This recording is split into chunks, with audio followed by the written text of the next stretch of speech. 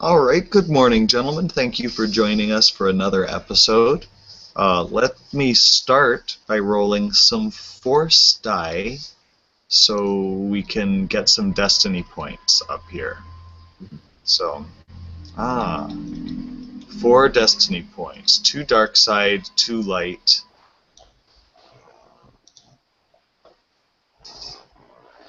And so, we'll start this scene with our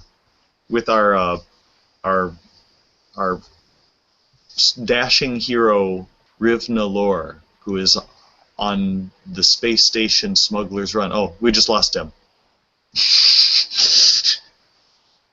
Tori, I'll have you know that I did the smart thing and put my chips into a bowl instead of, so I don't have to reach into the bag next to the microphone anymore either. So Hmm. that's covered there. Okay. Uh, well, so we'll start with Riv Nalor at Smuggler's Run, who's crouched in a old abandoned warehouse district, and he can see inside of an old burnt-out warehouse where a number of gang members have made it to their little hideout, and they're congregating in a few numbers, and he just located their hideout. Okay, and I had just with me, correct? Just is with you. That is correct. He's skulking with you through the warehouse district. All right. And Remind me of why we're starting shit with this gang again? Oh, money, remember? It's always about the money. Well, sure, but why this gang in particular? Well, the reason why we were taking this gang out is because the head honcho here had a bounty on his head by the Republic for 25,000, and he's gotten on the wrong side of every criminal organization out here, even the Huts put money on his head. So no one likes him. He's just a straight-out douchebag. Hmm. Well, what was that deal with the droid?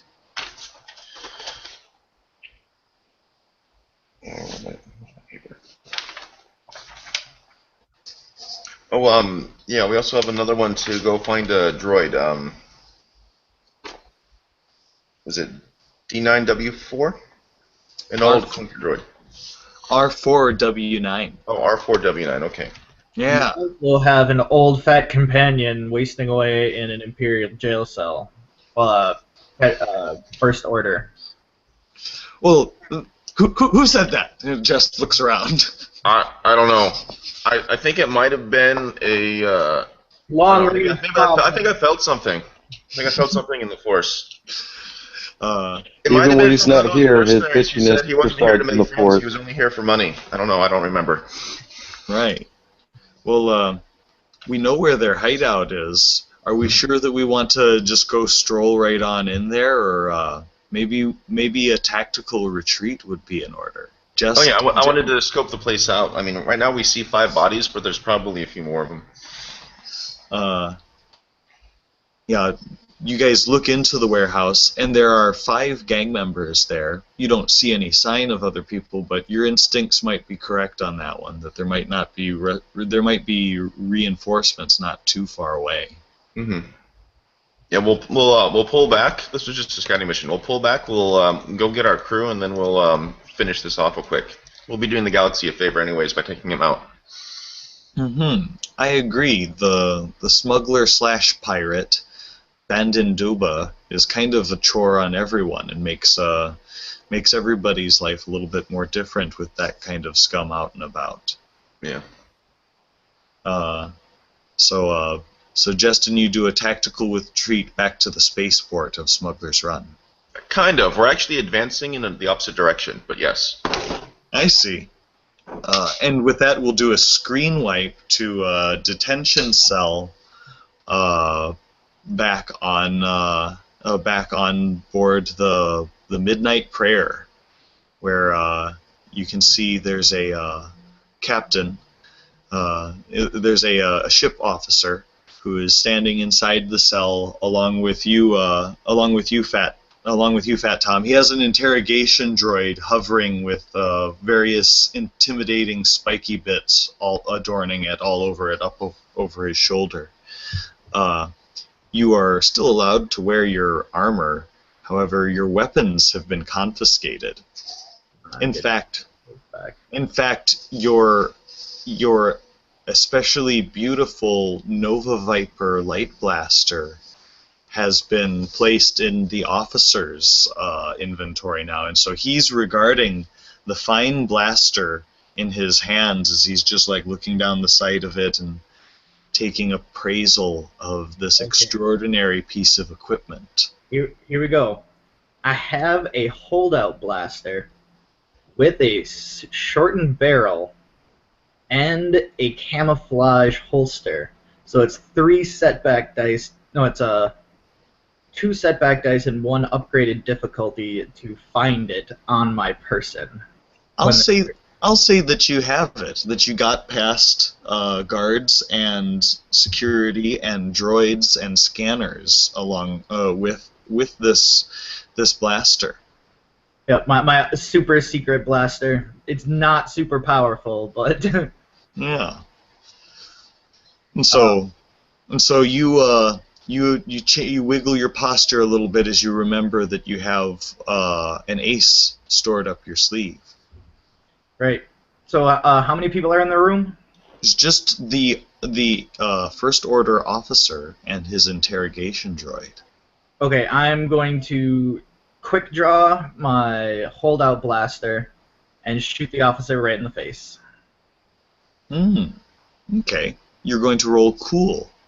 Yep. So incidental to draw it, then I'll use my maneuver to aim, and well, if I get the drop on him, hopefully I roll well with my initiative. Okay, my cool is only 2 presents, but I'm going to use a destiny point.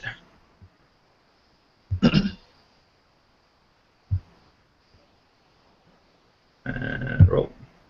Come on. Damn. I strain to increase my success by 1 with rapid reaction, so I win.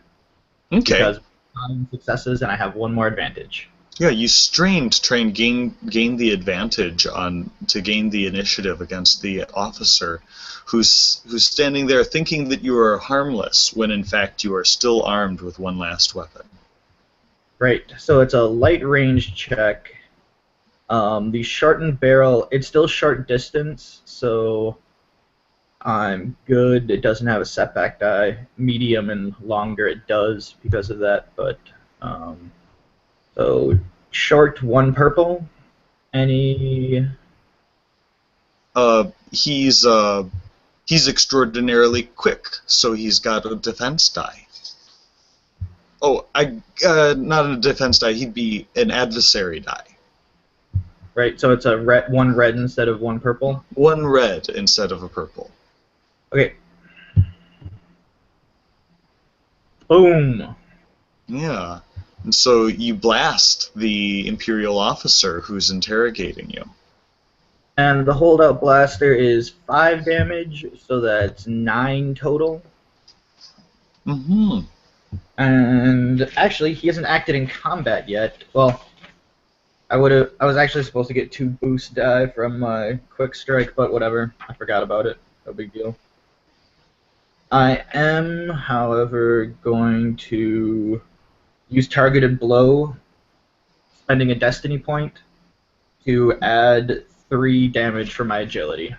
Okay. You already spent a destiny point, so you're spending another one? Yeah, if I can. Can I spend more than 1 around? It's technically the same action, so it's not like you're limited by the number per round, but it's like for each action you could only theoretically spend 1. What is it that you wanted to do? The talent I took this round with my last round of experience is precise aim, and targeted blow. I spend a destiny point to add damage equal to my agility to 1 hit.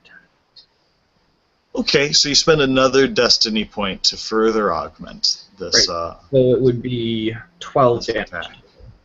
Yeah. He has 4 soak, so you do 8 wounds to the officer as he... Ugh, treacherous rebel scum! Uh, the, uh, the interrogation droid hovers towards you and engages you, and you can see it extends a syringe, and it tries to prick you with the end of the syringe. Okay. All right, let's see how that goes. I can't remember what this character. He has 1 melee defense. Okay. The droid has 1 brawn and 3 melee. Interesting.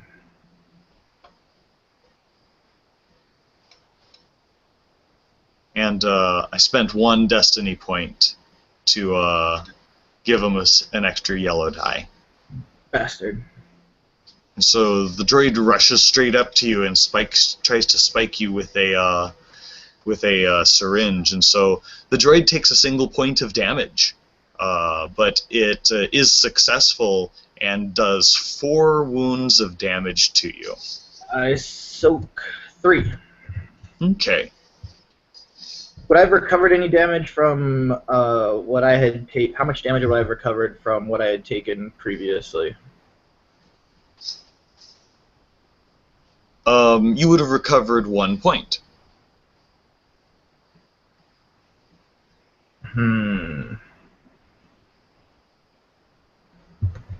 That's, well... Would they have, because I was unconscious, would they have given me medical attention to get me conscious in order to question me? Yeah, enough to reduce your wound threshold to 1 point, and then... Oh. So then I would be unconscious again. Right. Comes up and he sticks you with the needle and knocks you out. He gave you a cocktail of drugs as well along with that, so it was meant to sedate you even if it wasn't for the wound trauma that was inflicted by the stab of the needle. So the droid comes up and gives you a stab through the arm and gives you a strong sedative, and you drop to the floor. Can I retcon and dodge that attack to upgrade the difficulty by 1?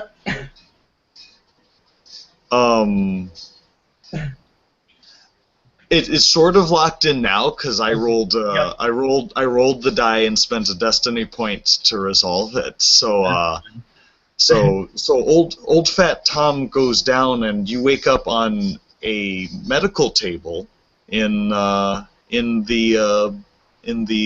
med bay of the crew deck of the Midnight Prayer.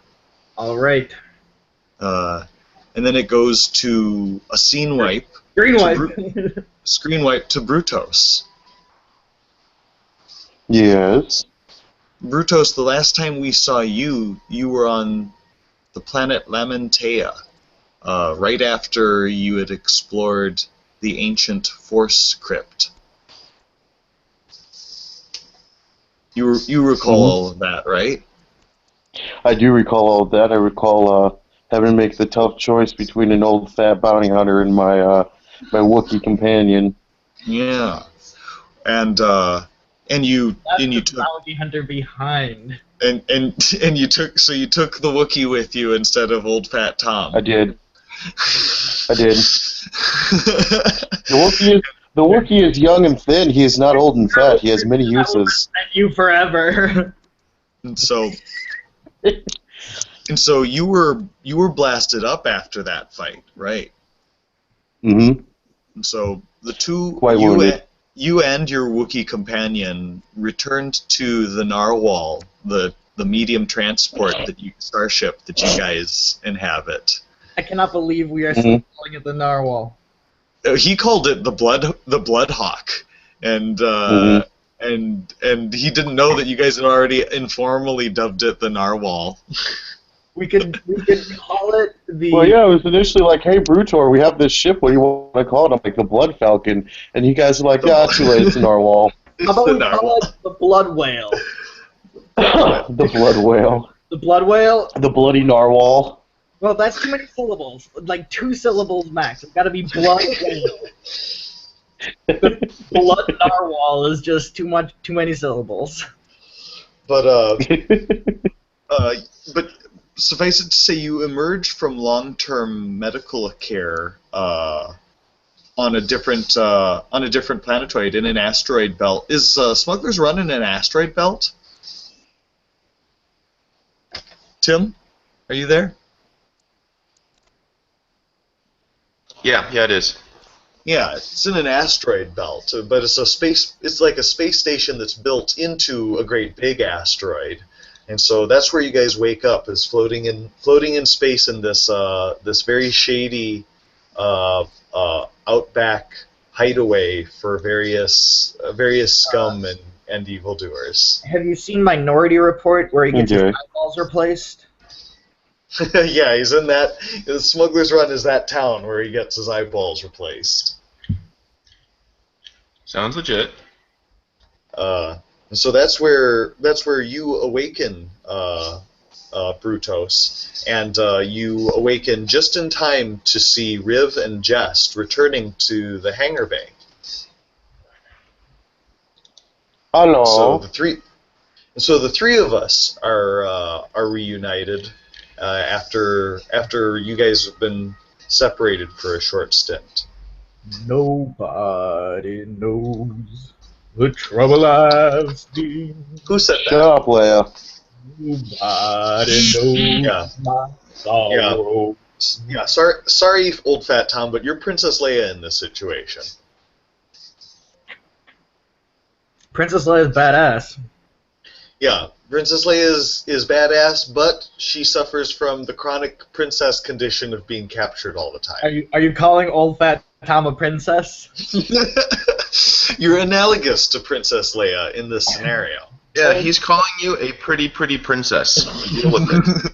I personally have played more than my fair share of Pretty Princess due to the fact I have a sister who is 9 years younger than me. Mm-hmm. Well, we appreciate you taking one for the team, but and we'll also forgive that brief lapse in your character. I remind you, gentlemen, this broadcast is live, and you are to remain in character at all times. So anyway, you guys reunite at the medium Wayfarer transport, the Bloody Narwhal, or whatever you want to call it now. And we have to formulate a plan. Smuggler's Run. Adjective. Never mind. I'm thinking explosives. So, Bear, I got some good news and I got some bad news. What do you want to hear first? Bad news. Bad news is Tall is still slacking in the corner and he won't come out of his cell. I mean his room. His room. His room. The good news is we got a job. Grab your gear. And get Lil Baka. Okay. Artie, what's the job? I'll go get Lil Baka. Mm-hmm. The job is really easy. We just have to go eliminate a gang real quick. Okay. Roughly how big is the bounty gang? on its leader for 25K. How big's the gang? Well, the gang is quite. His organization is large, but the gang they're all split up into cells. So the one gang we're talking about is only 5 guys, but we have no idea how many other cells there could be. Yeah. So I would imagine 5 to 15 at most. But we don't have to worry about the other cells. We just have to nab him, and he's probably going to have 5 to 10 guys with him. My guesstimate is. Okay. It's a very poor guesstimate. I'm still thinking that we should probably grab some explosives for this. Oh, I have I got grenades. Well, I meant like door explosives, but traps, breachers. tripwires, yeah, stuff like that. Shock and awe kind of stuff. That type of I have stun grenades. Yeah, that type of material is available on in this space station, considering it's a source of all sorts of black market goods. Door breachers and hull breachers like that for coming in. That's restricted items that are illegal to possess unless you're from some type of authoritative agency. And so it would require somebody with some streetwise to go and acquire those illicit items for you if you wanted those types of specialized explosives. Yeah. I mean, if you want to find them and if you want to get them, we can do that. But yeah, I mean, you have Jest with you, and Jest is an expert at procuring those types of curiosities for you guys. But it's a matter of how much need are we in. Door breaching and stuff like that. What's the plan here? Are we going after pirates, or are we saving Old Fat Tom? Oh, we're going after pirates. It's priorities. It's what we need the credits to repair some of our gear, and then go to the concentration camps. We've tangled with the Midnight Prayer before, haven't we? And for me to get shipped all the way to a concentration camp before you're going to rescue me. That's the plan. Who's talking? Yeah, there's some damn apparitions here. Yeah, if I'm just playing devil's advocate here, if the Midnight Prayer were to relocate with Fat Tom, we'd have no way of tracking wherever it is that they went. That's okay. This will only take a few minutes.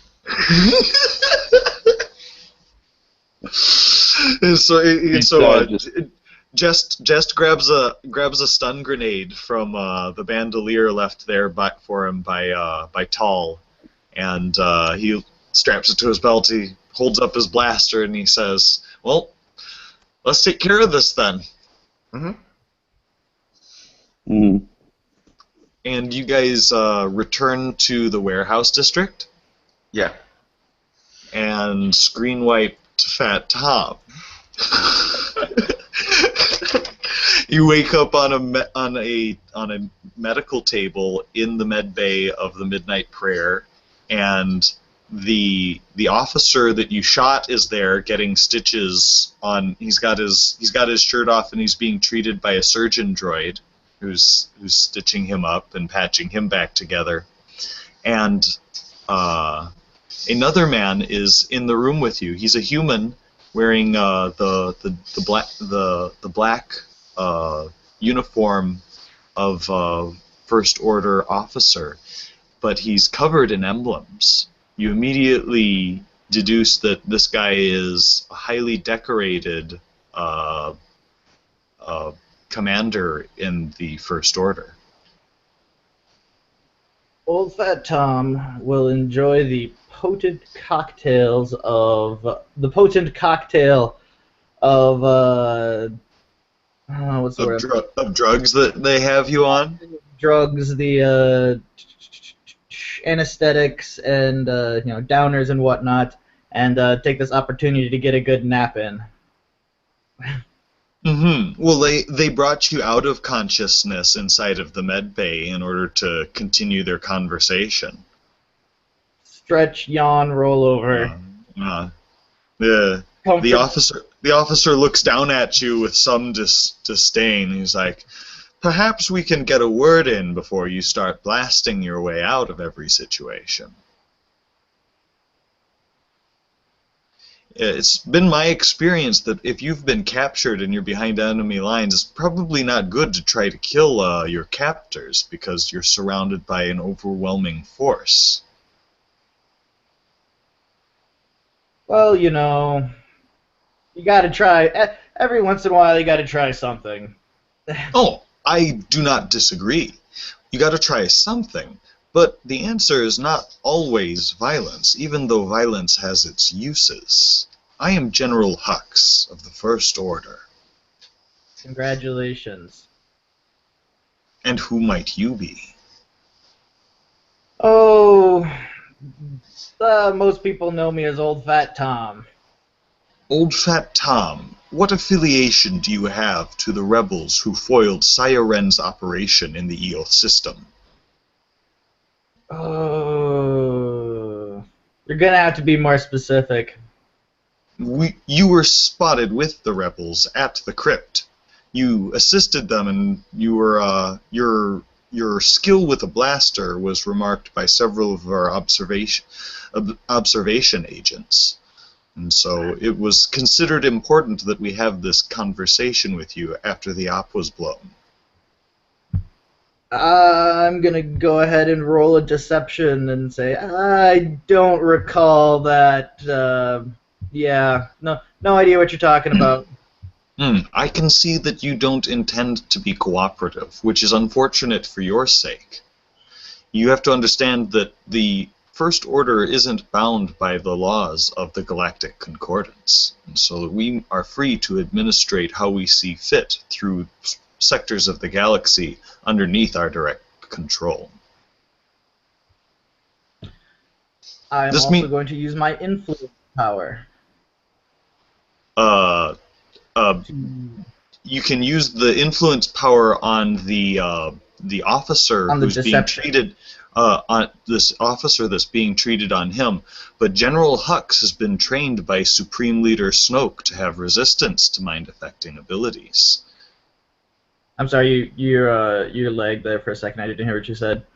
General Hux was trained by Supreme Leader Snoke, and so he has resistance to force abilities, even though he is not force-sensitive himself. Bastard. Okay, I guess it's the regular deception then. What is my difficulty check? What am I rolling against? Hux gives you 2 red and 2 purple. Oh, gee. You have a black die for being disoriented from anesthesia. All right then. I have nothing that will help me with this, so we'll roll. Oh, good lord, that was bad. Yeah. You fail to understand your situation, old fat Tom. We've been observing you for some time, and your affiliation has been documented. I'm asking you merely out of courtesy in order to understand how to process you best. Oh. So I ask you again, what is your affiliation to the rebels who escaped this sector?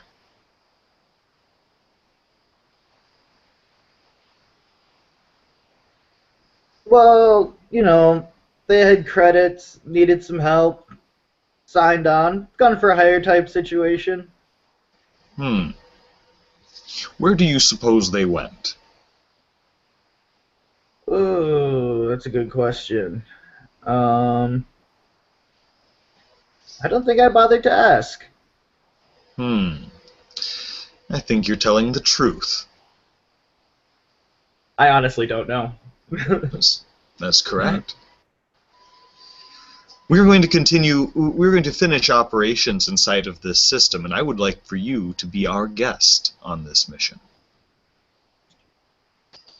Well, I suppose it beats, well, you know, it's a tempting offer, but sitting around here, getting fed by droids, potent cocktail of, you know,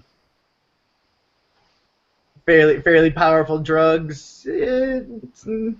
Got anything to sweeten the deal? Can I negotiate with him? You haven't offered me anything. Oh, well, have you offered me anything? He squints at you for a moment, and he looks to the naval trooper guards that have been posted at the edge of the door, and he says, "This one remains uncooperative. Make sure that he is kept comfortable until he can change his mind." And so General Hux makes a rapid exit from the med bay. I quick try to flag him down before he leaves, and I say, "What exactly do you mean by be your guest?" I think that you will be useful in the future. Whatever we do not yet know what information we need from you, but holding on to you for safekeeping might open up opportunities for us further down the road for operations out here in the Outer Rim. I understand that your Twi'lek friend has gotten a hold of some very valuable astronav data. Don't you also have that astronav data? We'd like to know where he's going to next, though. There are several destinations recorded on it, and so we can't afford to have another set of that map floating around inside the galaxy. You understand? Yes, I also didn't ask just where we were going. Yes, as I suspected. Like I said, I was just kind of tagging along. As I suspected, you might not be of use to us immediately, but I think that we shall keep you for safekeeping. Unless you disagree, and you think we should shoot you out the airlock. I'm not a big fan of airlocks. I did not think so. You notice that Siren is standing outside of the med bay, waiting to speak. Lean around General. Wait a second. I kind of lean around General Hux, and I'm like, hey. Yeah, Siren sees you and says nothing as she makes eye contact with you from through the door. And as the general exits, she and him walk together around the corner and disappear. Excellent. And then we do a scene wipe back to Smuggler's Run, where you guys are at the warehouse checking out. You can see the gang members inside of one of the defunct buildings. They have ample cover and hiding places in there. Looks dicey. We're at like a medium distance away from them currently, from the exterior of the building.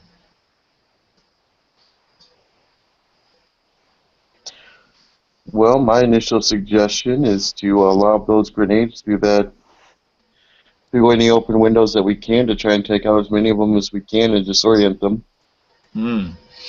The windows aren't open, so you'd have to sneak up close to open one of the windows in order to pitch a grenade through it.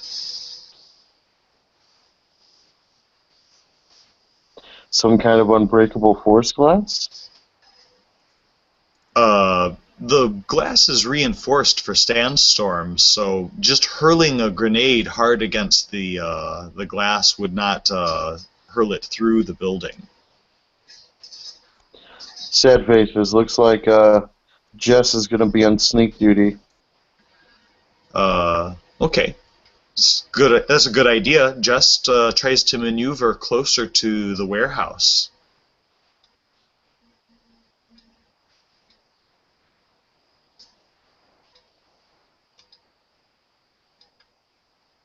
Okay. Yeah, we'll have to sneak up on it.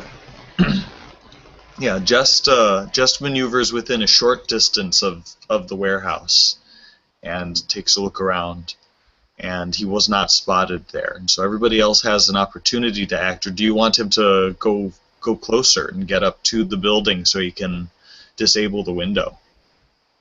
Yeah. Yeah, he's going to attempt I would like that, and I'm just going to post up with my heavy blaster since I wasn't spotted. Mm-hmm. Okay. Yeah, we'll be covering him while he does this. He sneaks up, and one of the gang members inside notices him out there. And so all the gang members are looking at each other, trying to decide what to do about the weird-looking Twi'lek that's outside. So Jest has been spotted. He just kind of sits there and kind of tries to look casual as he's like out by the building. So what do you guys do? No.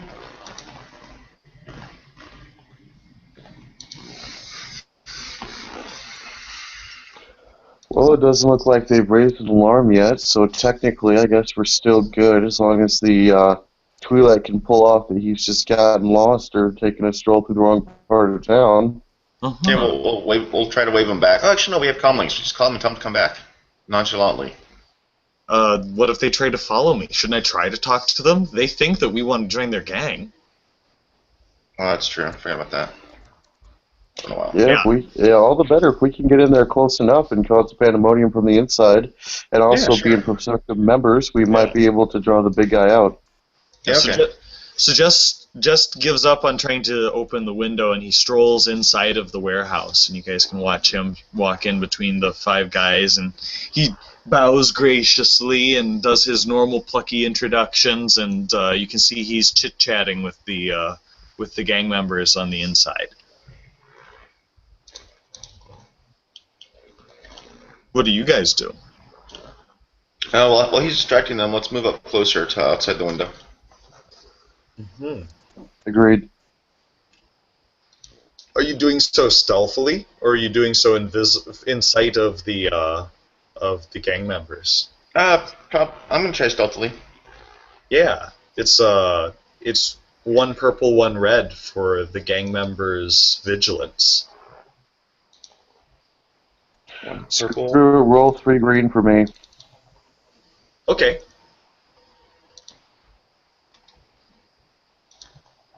What's my stealth? You succeed.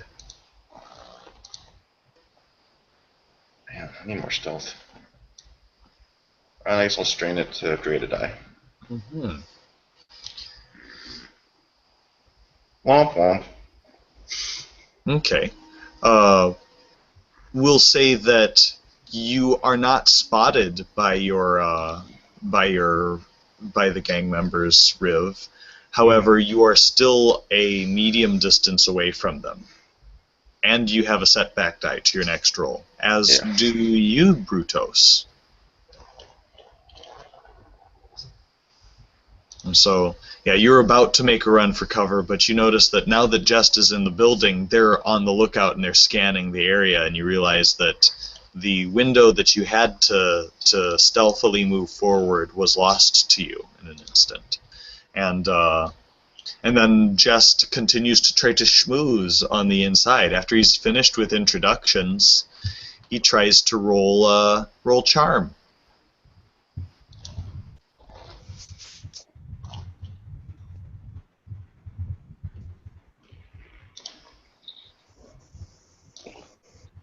I'm going to spend a dark side point to give him 2 red die. Okay. And so Jess does his best to try to charm them, but all he manages to do is sweat a little bit and get them to kind of have fun at his expense. So it doesn't look like it's going well on the inside there. It doesn't look like they're taking Jess seriously as a applicant to join their crew. They're mostly asking questions about that badass bounty hunter that he was hanging out with. Like, what about him? Where's he at? Just is like, he's around. Do I see our mark? Is he in there? You're looking for Bandon Doba, and no, there's no sign of Bandon inside of there. He's got an Aquilish. There's one Aquilish gang member in there, but he's far too fat and dull-looking to be Bandon Doba. Yeah. Riv, did you succeed on your? Did you successfully stealth as well? Partially, yeah. Alrighty. Keep us cover. I'm gonna go save the Twi'lek's ass. But depends what you're gonna do. I can just walk in there and grab him. So. Well, that's what I was gonna do. And no offense is the fact that you're a lot better at long range than you are at close range, and I can actually hold my own against. Oh yeah, but they're expecting me, so that's why. Yeah, being outside of the building offers no vantage points to fire on targets inside the building. So there's something you'll have to figure out. Since Jest is inside the building, you guys are not able to cover him from this current positioning. So what do you guys do? Yeah, I'll walk in and I'll walk in there. Yeah, you reveal yourself. Yeah. Mm-hmm. I just saunter in. Yeah, you saunter in, and the gang members fight with the urge to go for their blasters immediately, just because you have such a look of you look so capable of violence. It's like, But hey guys, sorry I'm late. as I you're have to walking, finish my drink at the as, bar. as I'm you're going walking to towards them, I'm gonna they slap Jess on the back of the head and say, "You damn Twi'lek, that's where you ran off to, you dumbass." so the three of you guys introduce yourselves to the gang members. Well, Mhm. 3 of them should already know me, but yes. Yeah. So you guys, they invite you to come inside of the warehouse, and so you guys come in through the blast door. Sure. And so the leader of the gang is a human with like black and salt and pepper hair, and he like gives you guys a rough handshake each, and he says, "My name's Darrow." And so he introduces himself to the three of you, Jest, and Riv. Tall. And, I'm tall. you're tall. You give him a fake name introduce yourself as tall. Yeah, because I told the other guys I was tall, so yeah. That's great. And as you guys begin your interactions with the gang members, we do a screen wipe to Old Fat Tom. Old Fat Tom. Old Fat Tom, you're sitting inside of one of the refitted crew quarters of the Midnight Prayer. So you've been upgraded from some type of detention cell to something that's akin to what the barracks are for the troop contingent that is on board the ship. But your room is different only in that you have a lot more personal space. You've got like a little dresser and a little television and all of that kind of stuff. You don't have all of the accommodations that the troops get because they all must share quarters. Right. So you can see there's a door. It's unlocked. They've given you free range of the Midnight Prayer, although you do not have any weapons. They took your holdout blaster. Do I have the rest of my gear? They would have taken anything that would have been restricted and anything that could have been construed as dangerous. Okay. Then I will use a stim pack on myself. They would have treated your wounds, so you're at 0 wounds right now. Oh, you probably have 1 wound from just from you being banged up. Right. Solid. I just didn't want to get taken out by a puny medical droid again. Right. The cards were stacked against you in that. It was. They were. I'll admit that. I should have used the maneuver to use a stim pack instead of aiming. I realize that now. But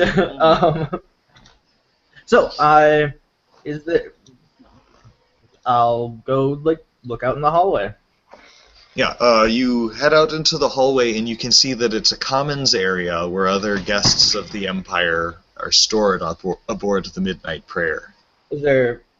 I'm going to use. Where is it? God damn it. Sense. I believe I have sense with this. Yeah, you're using sense to detect other life forms. What I'm going to do is here we go.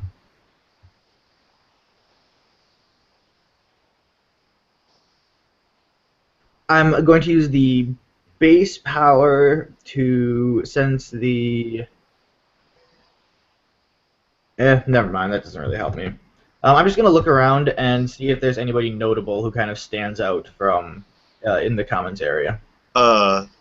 You look into the commons area and you can see a cantankerous-looking old Quarren with a squid face sitting down watching a news feed, and there's a protocol droid who's got a female chassis, so she's got like a curved chassis and has like little palm hair things on the side. She introduces herself.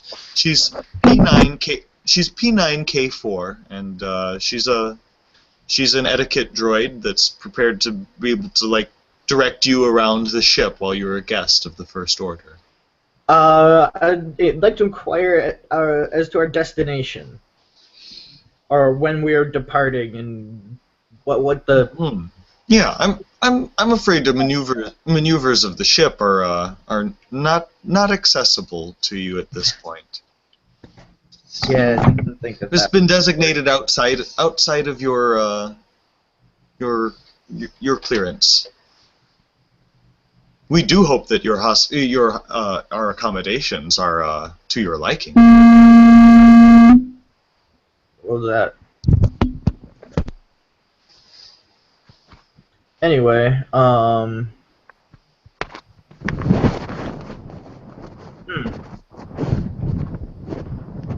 Sorry, Tim. Could you mute your microphone?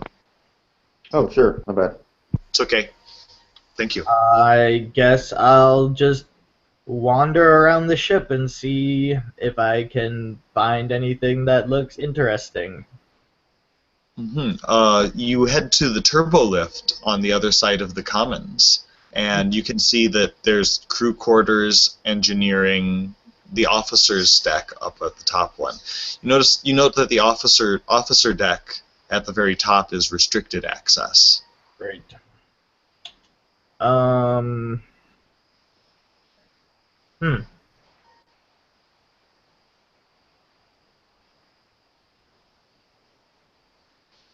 The crew deck is the biggest portion of the ship, with the most different sectors portions on that area.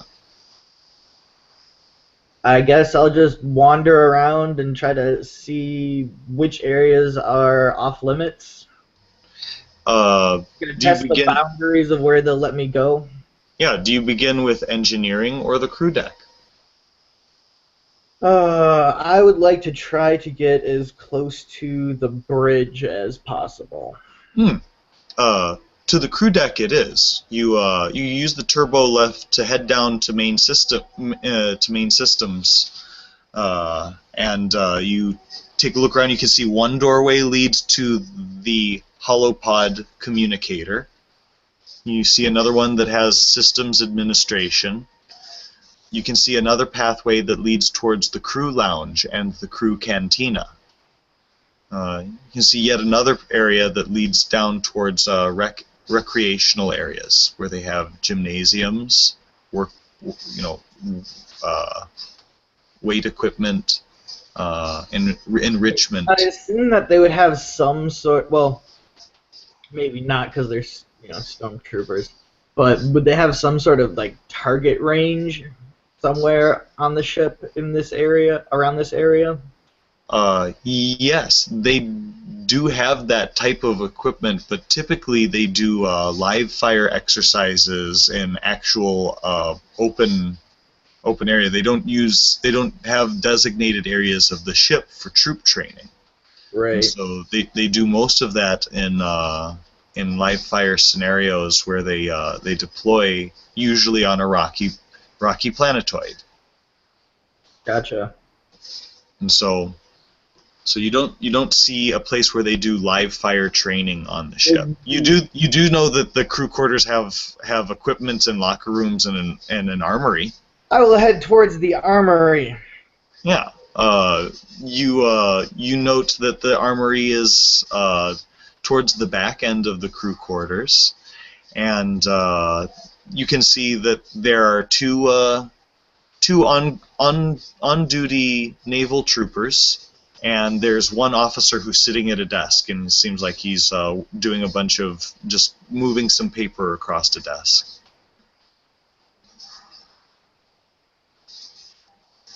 Okay. They look up and they see, and the officer kind of gives you kind of a confused look, like it's a Klatooinian want. I will use the control portion of influence. Force user may make an opposed discipline versus discipline check combined with an influence power check. If the user spends force points and succeeds on the check, you can force the target to adopt an emotional state or believe something untrue, lasting for one round or 5 minutes. I'll give you 2 red and 1 purple to represent the officer's high willpower and training. Okay, I get 1 yellow and 2 green. And I'll spend a destiny point to... Very good. To resolve the action. 2 yellow, 1... And I don't believe I have anything that will help, but I do roll my force die. Okay. So the two white count as successes. So Yeah. 2 successes and 2 threat. You're basically writing a thought into his mind. You're saying, That I've I been don't. authorized to get a military heavy blaster. Yeah, you've been authorized to access the armory. Right. He looks at the two troopers. He says, he's been authorized to access the armory, and he thumbs open the door control for the armory section, and he motions towards you. Have at it, son. All right. Gotta plug my computer in quick. Okay. And so you enter the armory, where you can see that it is festooned with a variety of different first order weaponry. I would be looking for something like. You note that there is an electronic eye in the ceiling that can see you.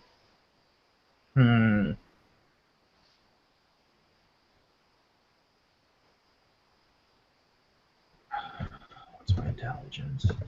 Is there a console around? Mm-hmm. Yeah, there's a computer console in the back corner of the armory room, of the first armory room. I just want to access the camera and point it kind of away, not turn it off, but kind of point it towards the door so it doesn't look at the gun rack. Right. This terminal isn't connected to the camera, so it would require some pretty fancy slicing in order to jack into the system and access the camera controls. What kind of difficulty would that be? Do you have slicer gear? I do not. Yeah, you take a look at it, the resources you have. The computer's all like, "How can I serve you? What item can we requisition for you?" All that kind of stuff. I'm just gonna play it cool, like I know what I'm doing and I belong there, and hope just nobody notices anything funny when on the cameras. So not suspicious at all. Yeah. And so, what do you do once you make a decision to ignore the presence of the electronic eye? I will go and grab. Come on. Do they have heavy blaster pistols? They possess that type of armament, but the First Order prefers carbines and rifles.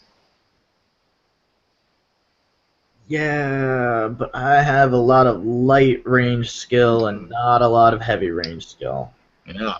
You can see that there is another armory further back that possesses a variety of light blasters that's meant for the contingent of naval troops on board the ship. What I'm going to do is go up to the console and tell them what I want, and then when it tells me it's not available, I swear at it, and then go to the place where the other guns are.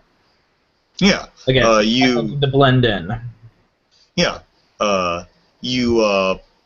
You palm open the door to the hallway to head to Armory Number 2, where it has lighter equipment. You note that the first armory that you were in was all filled with kinds of various degrees of heavy armor meant for heavy infantry troop deployment. The armory that services the crew of the ship itself is another compartment. Were there any grenades in that armory? Yeah. I would have requisitioned 2 frag grenades, an ion grenade, and a stun grenade. Okay. It would have, since you don't know the protocols that the stormtroopers would have gone through, it would require an intelligence check, a easy intelligence check, in order for you to figure out the designations in the computer in order to get the items that you wanted to equip yourself with. Alright, let me quick check to see what my intelligence is. This would also be knowledge warfare, if you had it. I do not have knowledge warfare. But just intelligence will work. Yeah, I just have 2 intelligence. So 2 green versus 1 purple.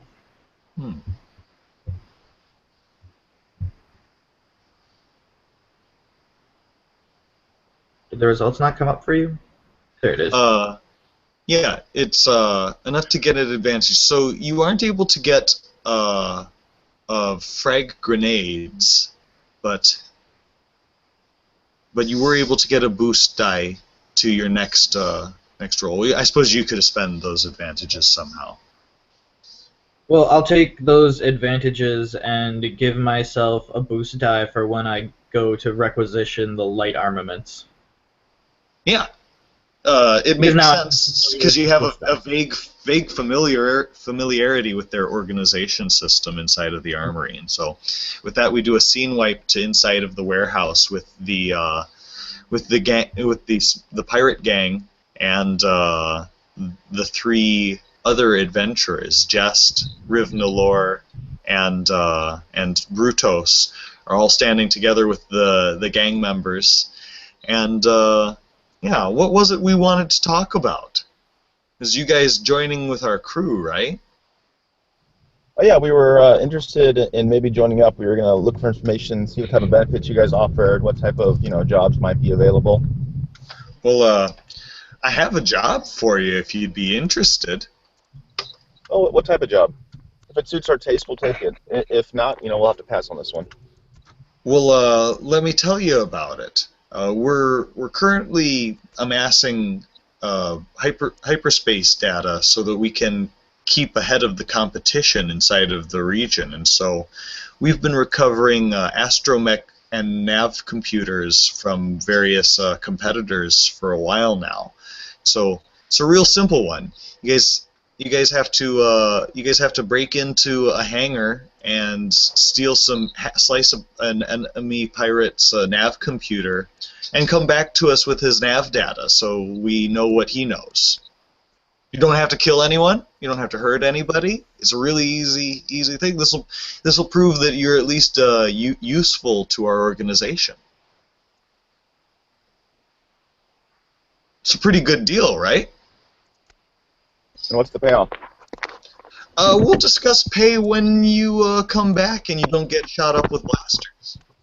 All right, sounds like a plan. We'll do it. And we'll see you guys back here in a little bit. Good. The hangar is hangar number 61. 10-4-61. Awesome. All the gang members look at each other with smug smiles. They're all quite pleased with this plan. Mm-hmm.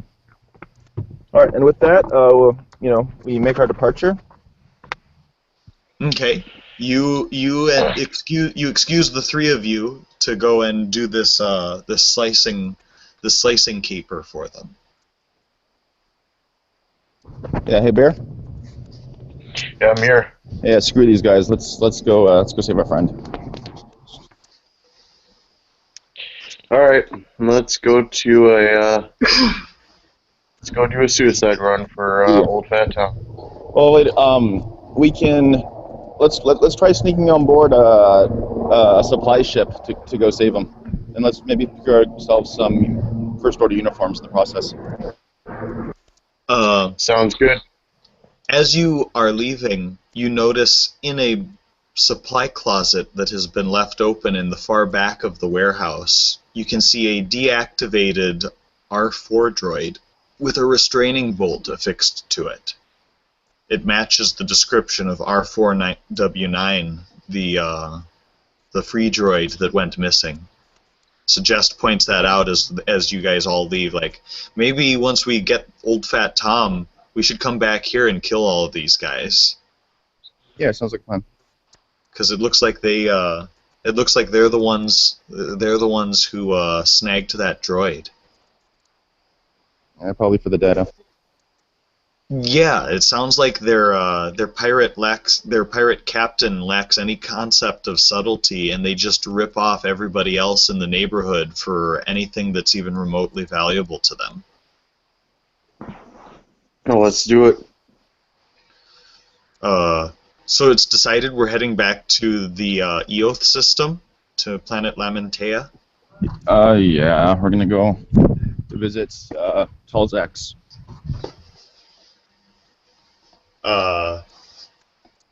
Yeah, we're going to have another confrontation with the crew of the Midnight Prayer. Yep. Let me be the first to say, God, damn it, damn it. And so you guys make appropriate astronav calculations, and you depart from Smuggler's Run and make a shot across space to reunite with Old Fat Tom, hoping that the Midnight Prayer is still there. Yep. So, That's the plan. and so the journey takes maybe like 20 hours or so. All of this stuff transpiring with Fat Tom is concurring, not necessarily at the same time, and so we'll make it meet up at the appropriate period of time when the narrative. I was unconscious for long periods of time there. Exactly, for long stretches in which your wounds were being treated, and so you guys do a long transition of time through hyperspace, about 20 hours or so, in order to get back to the Eoth system. It's a short hop back out into wild space from Smuggler's Run out at the edge of the galaxy. And as you come back into view of the planet Lamentea, you can see the fierce silhouette of the Midnight Prayer, and it's got an Imperial light cruiser parked right next to it. It's a fierce triangle like that of a junior Star Destroyer, which is parked right next to it, and looks like two different ships seem to be communicating with each other. And, well, we tried, guys. Let's turn back and go home. Yeah, the light cruiser is just slightly larger than the Marauder craft. Yeah, you take a look down. You take a look down, and you see this.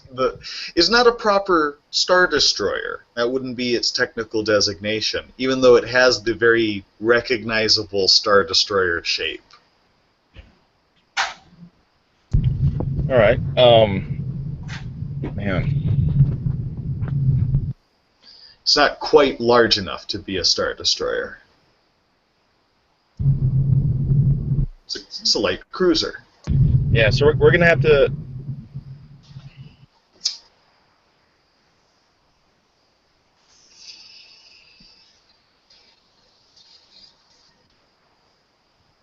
So what are you thinking, Bear? Do you want to try touching down planet side and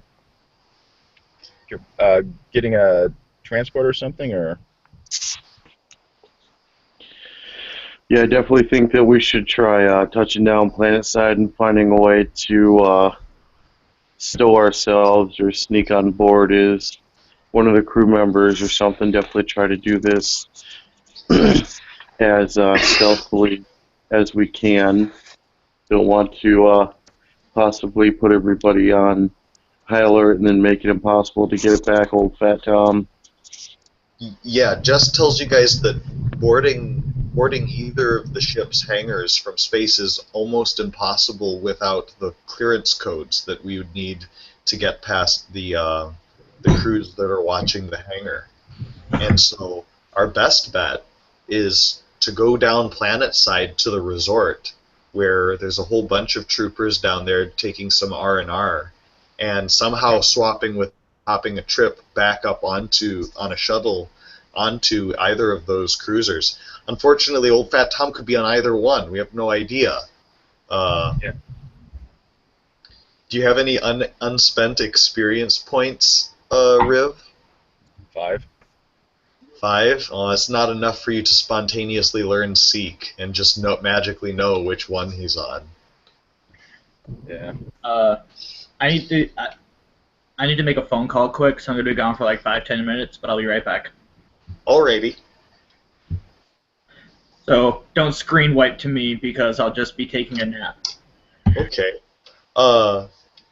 Riv, why don't you just use sense? Call to the Force. Maybe you can tell which one he's on.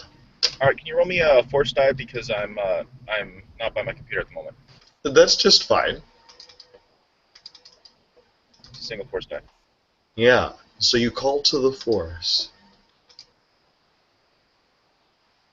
and the dark side calls back. You could spend your team's last destiny point if you wanted to. Unfortunately.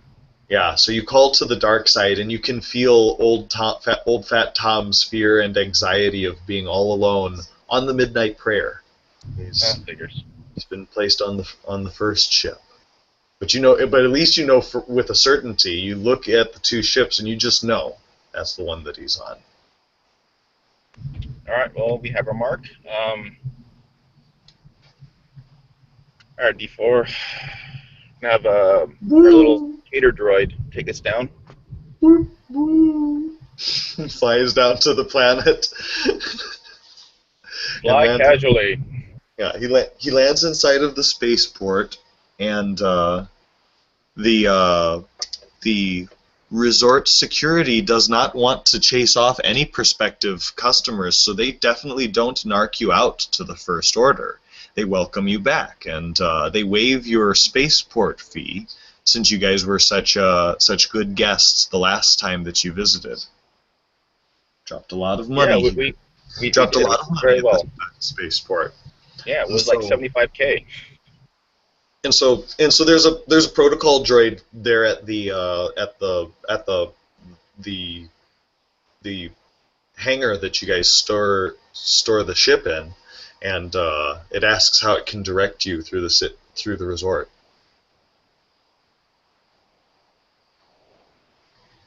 We're actually looking for some cantinas where the First Order regularly hang out. The droid stops for a moment, pondering the curious nature of that question, but then answers you as honestly as it knows, and it informs you of a couple of cantinas at which the troopers who are vacationing here are making use of. The beachfront cantina is very popular to all manner of guests that gather here at the resort. Nice. Okay. And also where they dock their ships, just so we can avoid those areas, you know. Mm-hmm.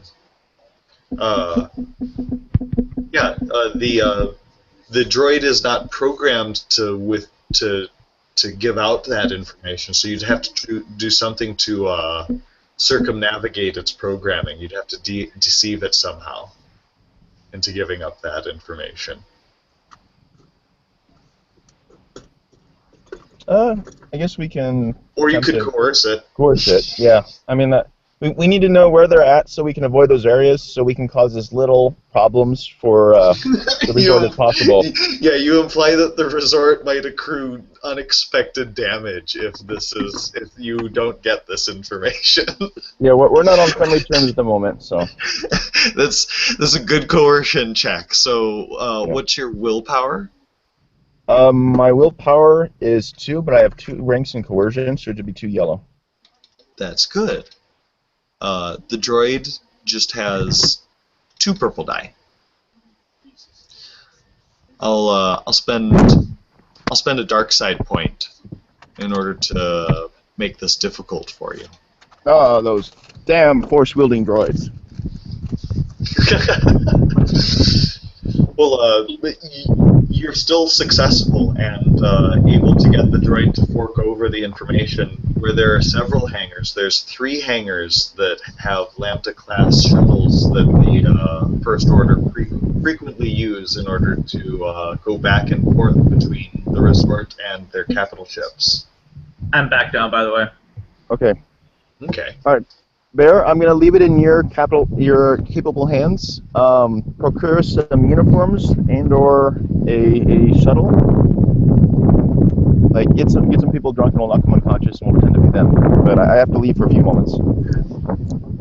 Yeah. So you're telling me I have free reign to get drunk and start a fist fight? No. You have free reign to go find some illicit drugs, put them in the troopers' drinks, have them knock unconscious, kidnap them, bind them, we'll leave them in our ship, we'll take their ship in their uniforms and go save them. I'm still here to get drunk and start a fist fight. Okay. Well, if you start a fist fight, let it be known I will not be with you to save you. So yeah. Both of them sound like good plans. I see an area where the two plans can overlap. Okay. After after Definitely. after you drug them, then you can beat them up when they're unconscious, so you won't get hurt.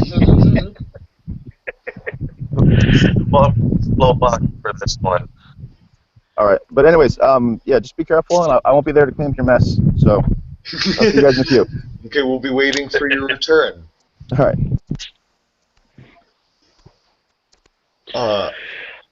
And so, Brutos, you and Jest are hanging out at the resort, and there's all kinds of fun to be enjoyed at there. There's plenty of ways you guys could waste time at the resort, gambling and talking to other patrons that have come out to this far edge of space in order to be far away from the rest of civilization. All of that kind of stuff. I'm gonna try and since I'm a little bit more of a backwires, I'm gonna try and ask Jess. Hey, do you see any of our patrons that might be partakers of some hardcore drugs that could help us with Oh, the last plan of getting some uniforms? yeah. Well, this requires somebody with 3 cunning and 2 streetwise. That I was referring to myself. Ha ha ha ha. I'm Jess. The stuff that you're looking for is extremely mundane, so it's just 2 purple die for him. Did you just say I just? You caught that one too. Ha ha ha ha ha. I even gave myself a boost die because recreational drugs are easily procured on this planet because it's very unregulated out here at the edge of wild space. It's just the hotel management, and they're very liberal regarding the movement of drugs. And even with the bonus, Just asks around and he's like, "Oh, I'm sorry, man, I can't score any cheap drugs for you."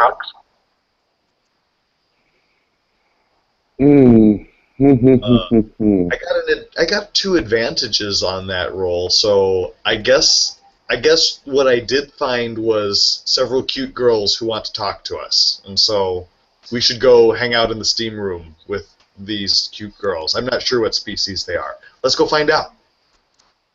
Let's do that. Like me being in prison. Maybe these cute girls will know their way to the gate. Maybe they're the gateway drugs. Yeah. So you and Jest go and befriend these 2 other patrons at the resort, and you give Jest an untrained assistance at charming them. Mm-hmm. Okay. With your roguish good looks. My Zabrachian charm. Your Zabrachian charm. Your pointy horns and orange eyeballs. Yeah, you can see you chit chat. Introduce yourself to these 2 females of the Syrian species. So they're hot except for their cone heads. Cone heads. And they're high-paid executives from the corporate sector of space, and so they're getting some well-deserved vacation time after working really hard as cutthroat businesswomen. And so we'll say that they have significant resistance to Jess charms. I'm going to give them 2 red die and 1 purple die. Adversary flirting. Nice. Mm-hmm.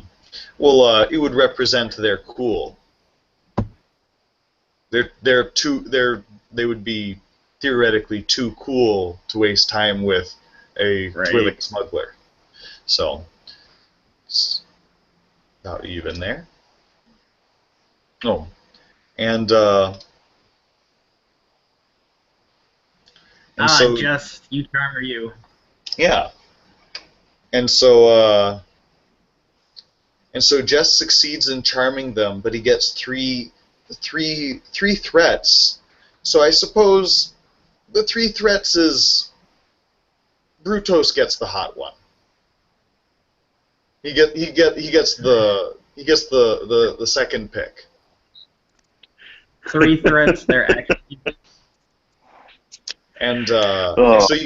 so you've befriended the two Syrian the two Syrian, I don't know how it's pronounced, the two Syrian. Conehead girls, Syrian. Syrians.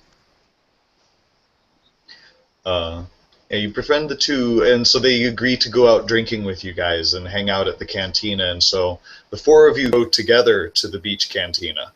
Oh, we'll get Brutos back here in a second. It's perfect time for a scene wipe back to old fat Tom. What exactly is their plan? I missed that part where it went from let's rescue old fat Tom to let's pick up chicks in a bar. Just came up with an alternate plan. All right. Okay. So It'll be harder to deceive stormtroopers off duty if it's a sausage fest. If they bring girls with them, then it'll be easier to befriend the stormtroopers. I move on to the second armory. Yeah. Moving to the computer real quick. Yeah. And so you relocate to the second armory. There's an astromech droid there that's painted all black, and he has kind of like silver highlights all over him. He's like a R2 unit, but he's all upgraded and everything.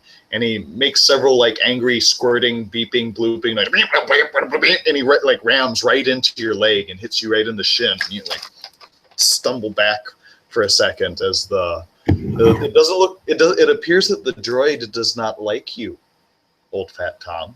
Are there any cameras about?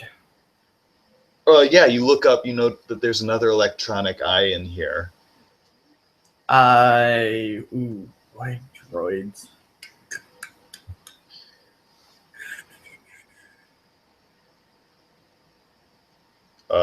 You don't know binary, but you can infer its basic meaning. Right. I'm trying to figure what I can do against a droid, and it's not much. The droid does not like you. He's threatening to ram you a second time. Like you can feel him powering up the motors in his wheels. So he's sitting there like, I will turn around and leave. Yeah, you turn around and the I'll droid walk past him further down the hallway. Your attempt to step past the droid ends with the droid just realigning himself in front of you, and he's kind of repositioning himself, and he stares up at you defiantly. Okay. I'm gonna go back to the guy that I convinced I had access to the armory, and tell him that I need him to come and order the droid to allow me past. Okay. It'd still be within the 5 minutes of the effect, yeah. right? The droid bleeps triumphantly when he sees you walk away, and he goes back to a passive mode as you go back through the first armory and back through the first door with the officer, who's still like trying to sort out what just happened a few moments ago. You walk back in and he's kind of like scratching his chest and looking around confused, and then you walk up to him and he's kind of like Klatooinian again. Yes, can I help you? Well, I was heading on to the light armaments section of the armory, and there's a droid there who refuses to allow me to have access. You know that I'm allowed free access to the armory, so I need you to come and order him to allow me past. Oh, it's just a droid. Ignore him. What's the matter with you? Well, he's fairly violent. I got to see this. It's been a while since we've scrubbed their circuits. Since we've done such a long deployment, we've been in need of the droid's data, so we've been reluctant to wipe him, give him the required wipe that's required by protocol. So, right. Well, let's go then. So, you would have to convince him to do so. Roll leadership. Like, you get off your duff, get off your comfy chair, and help me with this stupid droid. That's leadership. All right, that's going to be 2 green die. Do I get Hmm. any type of bonus because I had him influenced? Hmm. Does the control that you have allow you to use a force die in a leadership check? It says. Just coercion, charm, and it's very specific, isn't it? Well, no, it says the force. We did the opposed discipline check where I spent 2 light side points Hmm. to believe something untrue for 5 minutes. Yeah. So if he believes that I should have access to the armory, he'd be more likely to come and tell the droid to let me into the armory. Hmm. Boost die? Hmm. I would say it's enough to give you translate to 1 boost die, and it would be not against his discipline, but against his cool. He's like, no, I'm too cool to leave this chair, Gotcha. and so he gives you 1 red die and 2 purple die. Okay. And then let me make sure I don't have anything that lets me. I'm pretty sure I don't. No, stealth and coordination. Not coercion. Alright, so I'm gonna roll. Just leadership. Yes! Yeah. And so you successfully persuade the officer to come with you down the hallway, and he gives the droid a talking to and preoccupies the droid, who bloops angrily and like waddles side to side, and even threatens you with its stun probe as you walk past it to the second armory, and it just looks at you, glares at you hatefully, and bleeps and bloops at you. Boo, boo. Would the protocol be to store confiscated weapons in the armory? You are not certain. You are almost certain that your equipment must be held by the highest ranking NPCs on the ship. Gotcha. Well, I'm gonna pop on into that armory then and take a gander. Yeah, you pop in and you can see that the light armory is more equipped for naval troopers rather than stormtroopers.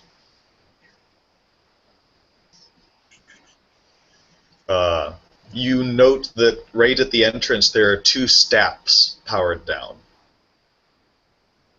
Staffs? STAPs. STAP. It's a single trooper aerial platform. It's Excellent. it's like imagine a Segway that can fly through the air up to a maximum I know what you're altitude talking of about. 300 kilometers, and it has a pair of twin-linked blaster cannons on the front of it. They're really good. Yes, they are.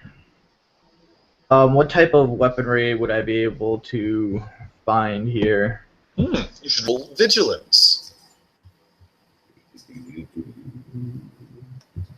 Find the window. Figure out what to roll.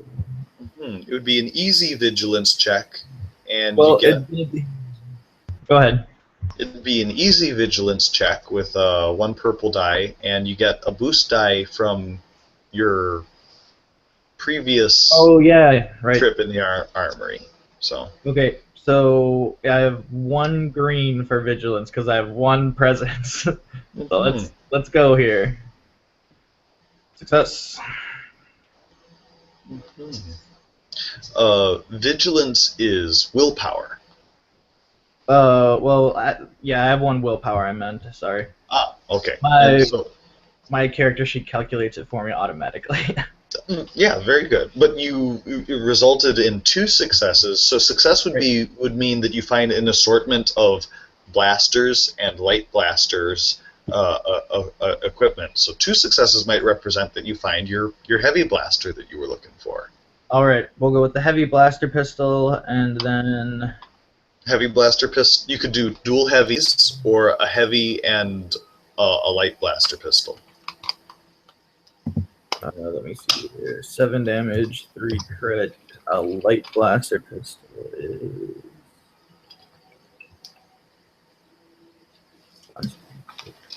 I'm gonna go with dual heavies. Yeah. There's 1 more damage. That's like the only difference. Yeah. We'll say that they are stamped with the First Order, so you can see that they have they have the distinct insignia of the First Order printed all over them. Gotcha. These pistols are strong in the dark side. Are there I need to find. Oh no, I already have all my. I still have my same armor, right? Well, it's just a nomad great cloak, so never mind. Mm-hmm. We already discussed this. Right. So I have guns now. Mm-hmm. Now I would like to sneak into the crew quarters and steal a naval uniform.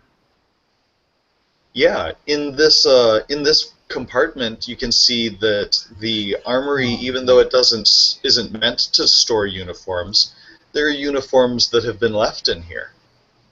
All right. So I would like to disguise myself as the highest ranking uniform that I have available to me. Mm-hmm. Would you say that Old Fat Tom is physically the same shape as a military-trained naval trooper? He's a Klatooinian, so he's probably like 6'3", 6'4", somewhere around there. So like a tall human, but not like not exceedingly large. Well, how fat is Old Fat Tom? Well, Fat Tom's not actually that fat. He's also not all that old. Mm-hmm. Okay. So you step outside after you've changed your equipment. What do you do about the face? Old Fat, well, the guys who are manning the consoles in those like black helmets with the gray uniforms? Yes, those are engineering uniforms. Disguise myself as an engineer if there are any of those available. Well, sure. Roll vigilance to try and find an engineer's helmet. That's kind of a specific piece of equipment. That would be 3 purple die. 3 purple die. I'm gonna fail this miserably. Boom. I failed. Couldn't find it. Mm-hmm. You weren't able to find any helmets that obscure your clearly Klatooinian features. If you went back to the first armory, you could deck yourself out in stormtrooper gear. All right, we'll go back to the first armory. Yeah. It's probably been more than 5 minutes now, so he wouldn't believe. I'd have to influence him again. Well, as you head back out into the hallway, the astromech droid who was told to stand down sees you again, and the captain's already returned to his post, and so he's been given direct orders not to interfere with you, and so he just kind of wobbles back and forth on his little stubby R2 legs and just stares at you hatefully, and his dome rotates as you move down the hallway towards the first armory. All right, I have a nemesis now. You can see the droid hates you. He just hates. I turn around and wink at him as I walk down the hallway. You can tell what the bleeps and bloops consist of mostly now. It's like, how did those stupid meatbags not see that there's something wrong with him? I give him the finger guns. And the R2 unit just watches you from the hallway as you enter the first armory, and you acquire a set of stormtrooper armor. Right. So that'd be what, laminate armor? Yeah, you acquire laminate armor with an appropriate helmet. And what I'd like to grab like standard blaster rifle, and then Mhm. keep the heavy blaster pistols holstered. Yeah. So I'll still have 2 heavy blaster pistols, which probably isn't standard gear, but maybe they won't notice it if I'm holding the blaster rifle. They try to Right. a little bit more. Yeah, you add one extra dimension to your disguise, and take a look down. You're a pretty convincing stormtrooper as you fix Is the dropping helmet. the weapon an incidental? Yeah, Okay. yeah. You can just hurl the blaster to the floor and then quick draw both of your pistols if you wanted to. Throw the blaster rifle at them and then shoot them. All right. So then I'm going to. I'm going to say that I'm going to say that with the helmet on, it's not designed for Clatuinian's cranioscope for your cranium, and so Right. it imposes a black setback die on combat checks as well as perception checks. So your vigilance and perception suffer a setback Right. die while you have your disguise in place because it just doesn't fit your head. All right, but I am going to attempt to. Well, these guys saw me walk in, and then come out dressed as a stormtrooper. So I'm going to try to sneak out. I would like to stealth out of.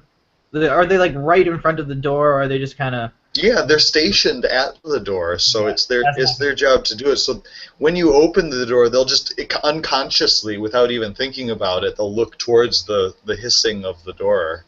I will walk out and say thank you very much, gentlemen, and then continue on my way like I. And just play it off. Yep. um, My other armor got eaten by some type of acid monster. Needed a replacement. yeah, you're gonna try and just deceive them and be like, "All right, I am a human stormtrooper." The straight up bluff. Long live the First Order! As you try to blow them, they give you it's against their discipline, so it's against 2 red die and 1 purple. I got 3 green. I'll give you a boost die because you've concealed your face with the stormtrooper helmet. All right. Good lord. Yes. Yeah, they nod to you as they assume you're a different stormtrooper from the Clatuinian who just went in there. They assume the Clatuinian must still be in there. And the two threats are that you walk down the hallway and you exit the armory and you make your way to the turbo lift. And as you open the turbo lift and you walk onto the turbo lift, as you make your escape from the armory, you can see the black R2 droid coming around the corner like, woo, woo. You see, it's turning around and you can see it's beeping and blooping loud and irritatedly at the humans back in the compartment behind it as the turbo lift closes behind you and you take off to a different sector of the ship. Aren't you a little tall to be a stormtrooper? It's like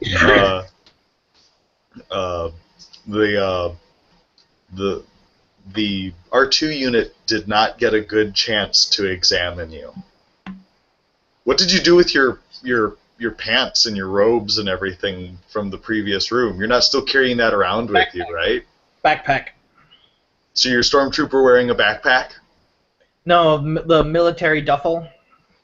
Hmm. It has cumbersome 2. Yeah, I think it's cumbersome 2, but it's encumbrance 5. Okay. It gives you 5 encumbrance, but it's cumbersome 2. Yeah. And So what a stormtrooper would carry. yeah. So set up with your old gear. You keep your old costume with you, and you hit the turbo lift with the the R2 unit in Distant Pursuit. Right? The black R2 unit. The terrifying little machine. It's small but determined. And then I would head. I should have requisitioned one of those lift things. Well, it's a perfect time to screen wipe Yep. back to Planet Lamentea, where Brutos and Jest are at the beach now. You have the two hot conehead girls. There's one in a red bikini and one in a blue bikini, and they just want to hang out and have fun. But you guys are there with a mission. We are here with a mission, but evidently this mission has crossed over from being just business to business and pleasure, so I'm not complaining. Well, Jess just likes to set things up so that maybe after the mission is over, maybe there are fringe benefits. Who knows? Anyway, he leads you guys down to the bar of the cantina, and it's a very populated place, and it's outdoor seating as well, so it's impossible to see the entire crowd of patrons all at the same time. But you can see the beach stretching down beautifully in either direction. Palm trees wave in the breeze up above you. Somebody's cooking a great big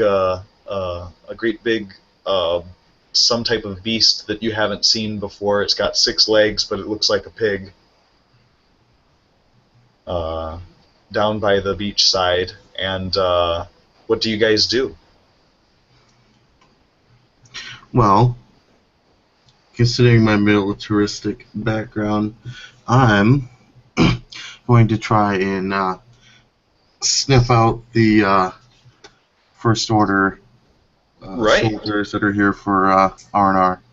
Yeah, you know that the First Order consists entirely of humans, and so you have that much information. You can rule out at least half the crowd that's gathered here at the cantina right away. They're all non-human.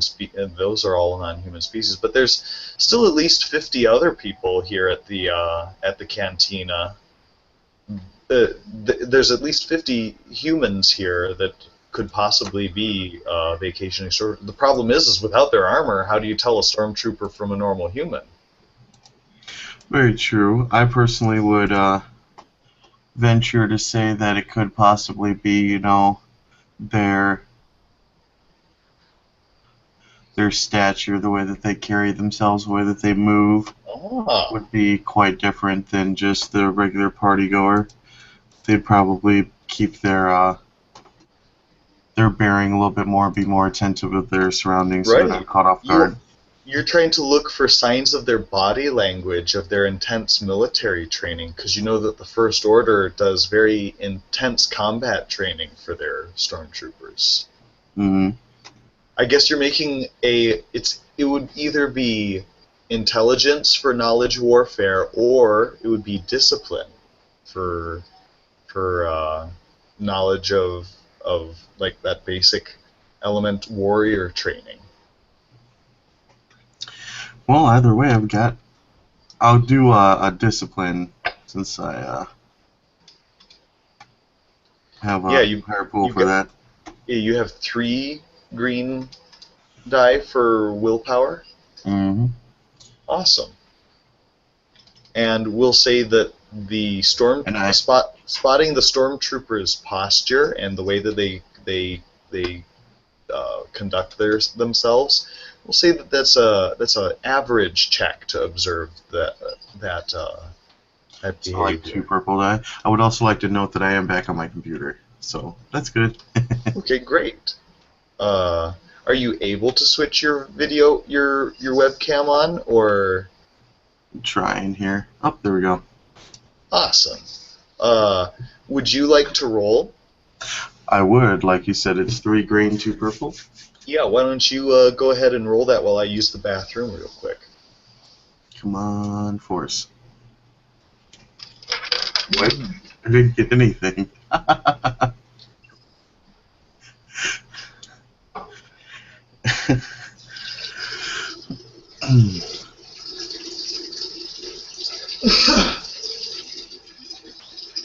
I neither succeeded nor failed nor got an advantage nor a disadvantage.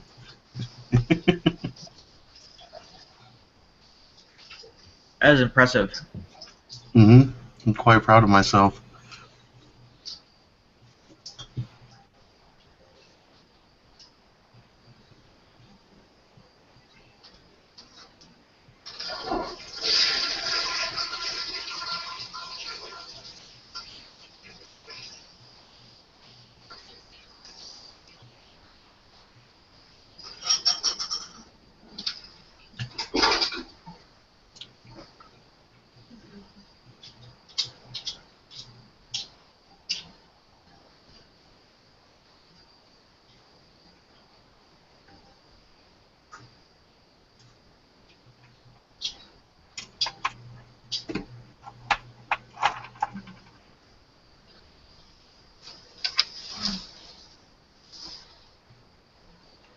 I neither succeeded. Oh, I neither succeeded nor failed. Yeah, it means that you can't be certain about the people who you see here inside of the cantina. Take a look at the several patrons there. It's frustratingly difficult to spot a stormtrooper without their armor. Jest recommends that basically, why don't we ask the girls that we brought along if they do? You should use leadership to try to tell them to make friends with a stormtrooper. These guys probably are trained here to try and meet you girls. Alrighty, I will definitely utilize my leadership here to try and instruct the girls to Yeah, sort themselves out. Deploy our troop resources in a good strategic way. Mm-hmm. See, it doesn't seem so pointless now that I went through all this trouble to get the girls, does it? Oh, it was never pointless to begin with. But you should roll leadership, Mm-hmm. and we'll say that it'll be opposed by the troopers' willpower, because so they'll get 2 purple die, and we'll say that you get one asset, so you get 1 boost die because of the pair of hot cone heads who you're asking to work on your behalf. Go Syrians. Ooh. What do you want to do with those 2 advantages that you rolled? Even though they weren't able, they weren't able to figure out. They got a lot of attention from a bunch of different guys, but they weren't able to tell which ones were which. I have to make another phone call, so I'll be back in like 10 minutes again or so. Okay. Hmm. You could use those 2 advantages to give yourself a boost die to the next roll that you attempt. Yeah, let's do that. Just has an idea. What's your other idea, Jest? He assembles a dice pool for a deceive check, and he raises a glass and he says, "Long live the Emperor!" and rolls deception.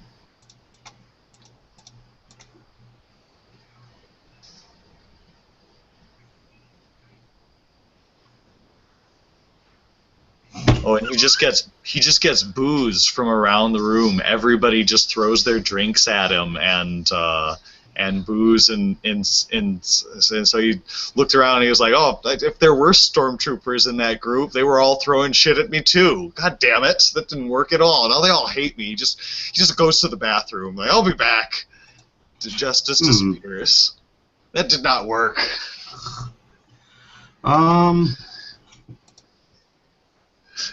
That was funny. He just gets a drink. A lady just stops him and just throws her drink on him, and he just saunters off to the bathroom. I think I'll go kill myself now. God damn it.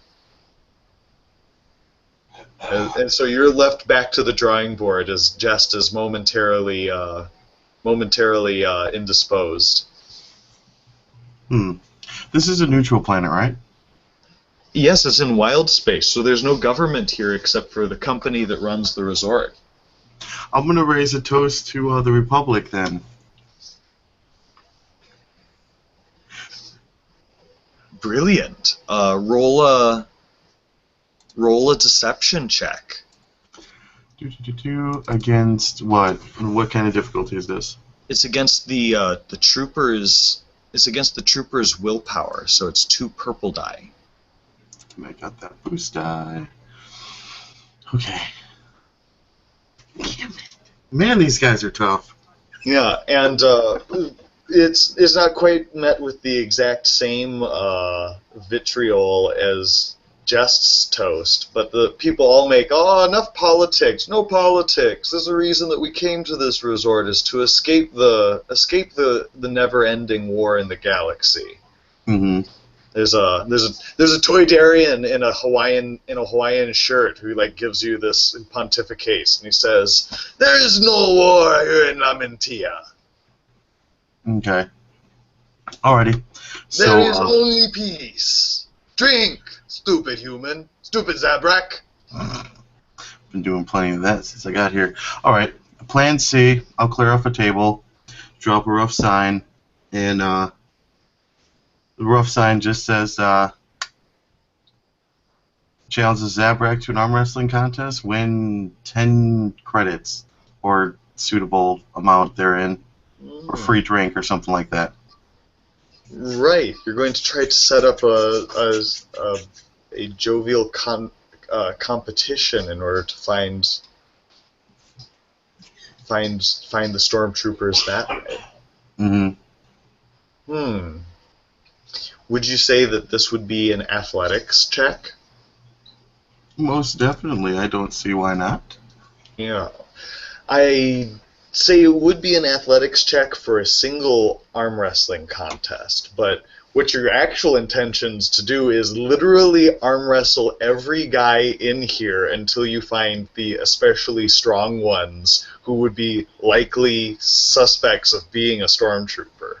Well, I would definitely focus more on the exceptionally strong humans. So this isn't athletics as much as it is resilience. You're rolling a hard resilience check because you're doing several arm wrestling competitions and winning some and losing some and doing it repeatedly until you get a good grasp of all the characters that are populating the cantina.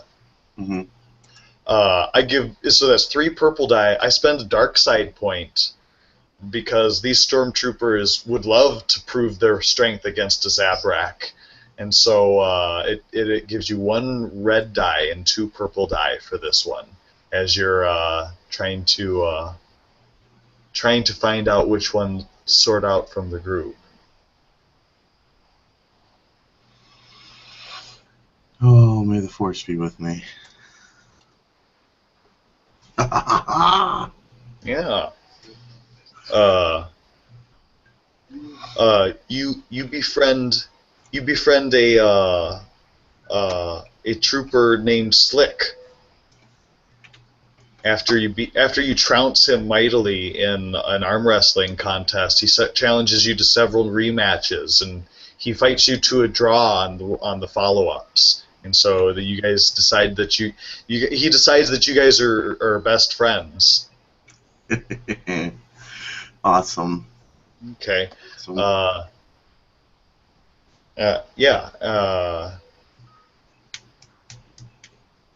So Slick is the name of the trooper that you befriended, and he has buddies with him. He has a whole squad of 4 guys that he's partying with here. Okay. So you positively identify four troopers that are enjoying some well-deserved R&R time here at the beach cantina. And so you befriend 2 more in addition to Slick, just because you have the girls there. And so they join your party just so they can hang out with the girls. Mm-hmm. And I guess I'll comp their drinks too. I'll pay for their drinks to. Yeah, that's enough to get the last guy of the squad, the loner of the group, wasn't swayed by the girl's presence. The free drink gets the fourth one on board. So they're there as a squad. You haven't broken up their party. Okay, that's good. Definitely wish Jess was here so he could get more girls for these guys, but Well, just comes back from the bathroom after his poor performance earlier, and he's pleased to discover that you improvised and befriended a bunch of guys. And he introduces himself underneath a false name, and when the two of you are alone, he looks at you and he nods and he says, "Okay, we found our patsies. Now what do we do?" well, I really wish you'd have procured some drugs, but appearing that you did not.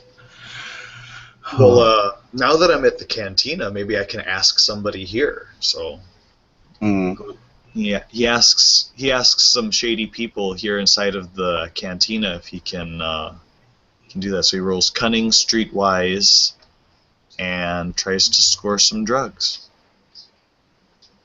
Oh, Yeah.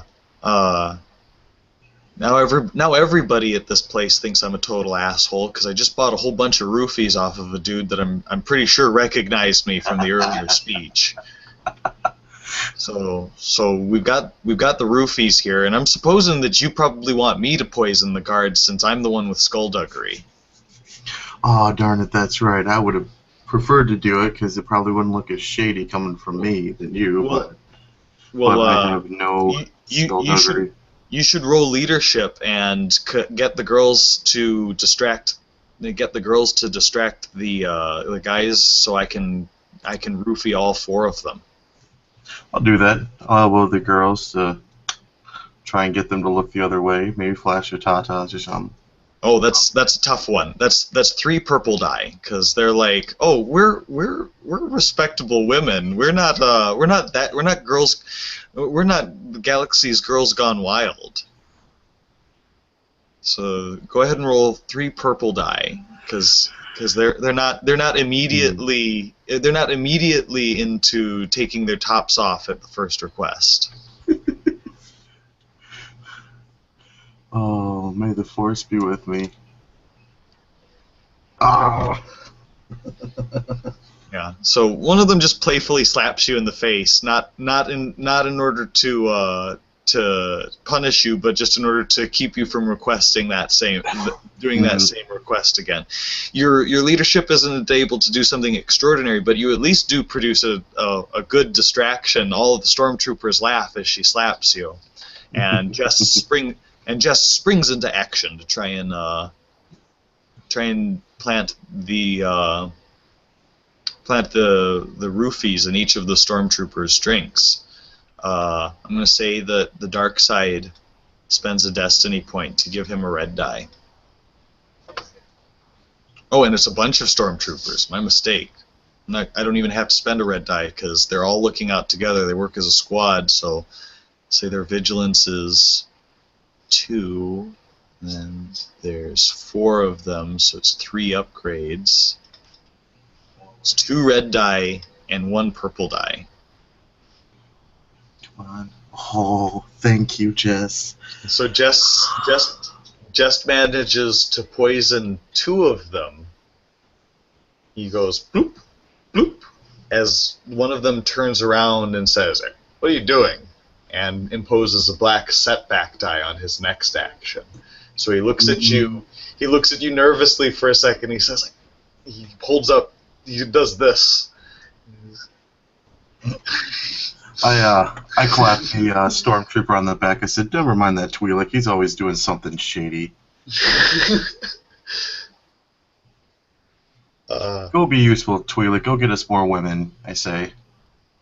Okay, yeah, and so just plays it off like it ain't no thing, and he lets you act next. So what do you do? As there are 2 stormtroopers that have not yet had their drinks spiked.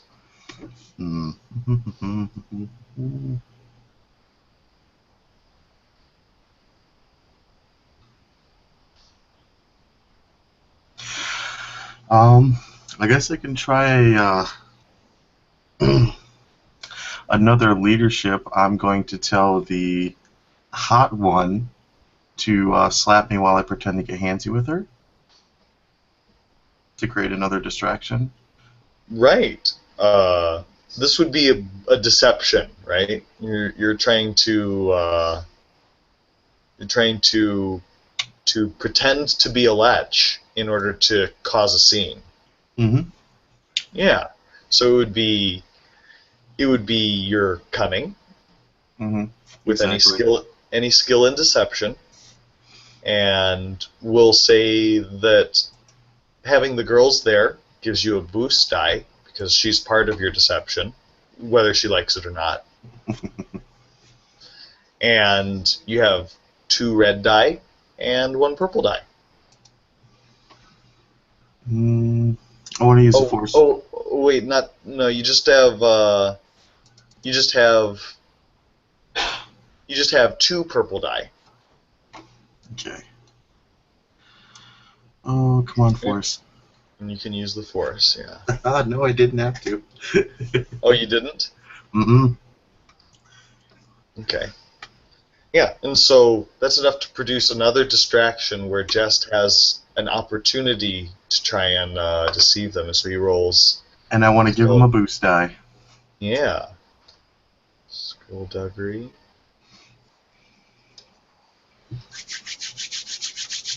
And this time I'll spend a dark side point to give him 3 red die.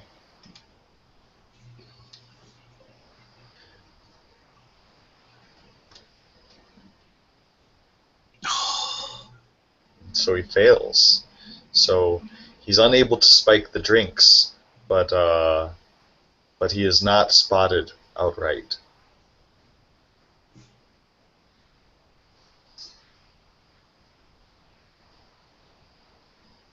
Yes. So he fails. So he's unable to get close enough to spot the drinks, even with your distraction. Darn you, Jess, you tried so hard. So hard. I gave him three red dice in order to resolve that, so the odds were stacked against him. Are the drugs having any effect on the 2 stormtroopers yet, or? Not instantly. It takes a few Okay. moments for them to finish their drinks in order for it to begin taking effect. So, still to the point. If we got it in soon, it would affect them all simultaneously. Let me see what I have available to me then. Nope.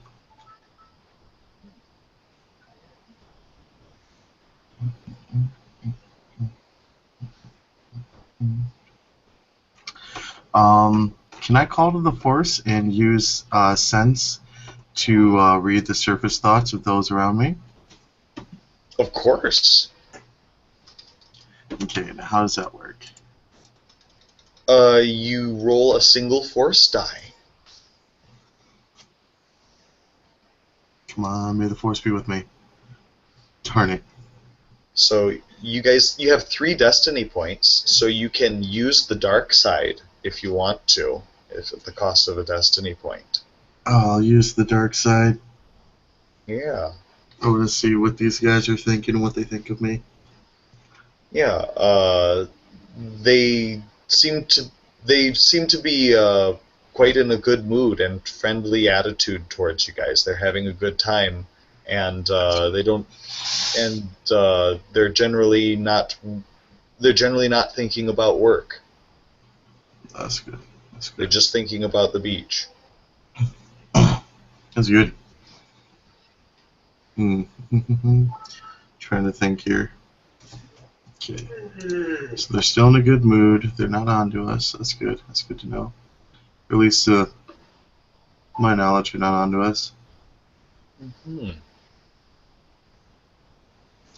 I want to roll a resilience check, and I'm going to challenge the last 2 stormtroopers to a drinking contest. Oh, that's a good idea. They immediately agree. and you may roll resilience against their resilience. You're challenging both of them together. I'll do it. I've got faith in my resilience. Okay, so you roll resilience with 1 purple and 1 red die. Mm-hmm. Okay. Let's do this. Yeah. I So need to stop thinking and start doing more physical. yeah. Well, and you drink both of them under the table, and so you need no drugs for the second two. They pass out at around the exact same time as the first two. As you challenge them to it, and your character suffers only mild inebriation. You probably got you got a black die for this whole next scene because you're drunk as shit. That's fine. All right, Jess, how do you propose we get these guys out of here without causing a scene? Let's just use the girls to carry them out there and tell them they're going to sleep it off. Okay, let's do this. I'll instruct the girls to help us carry them back to their rooms so they can sleep it off. Yeah, use leadership.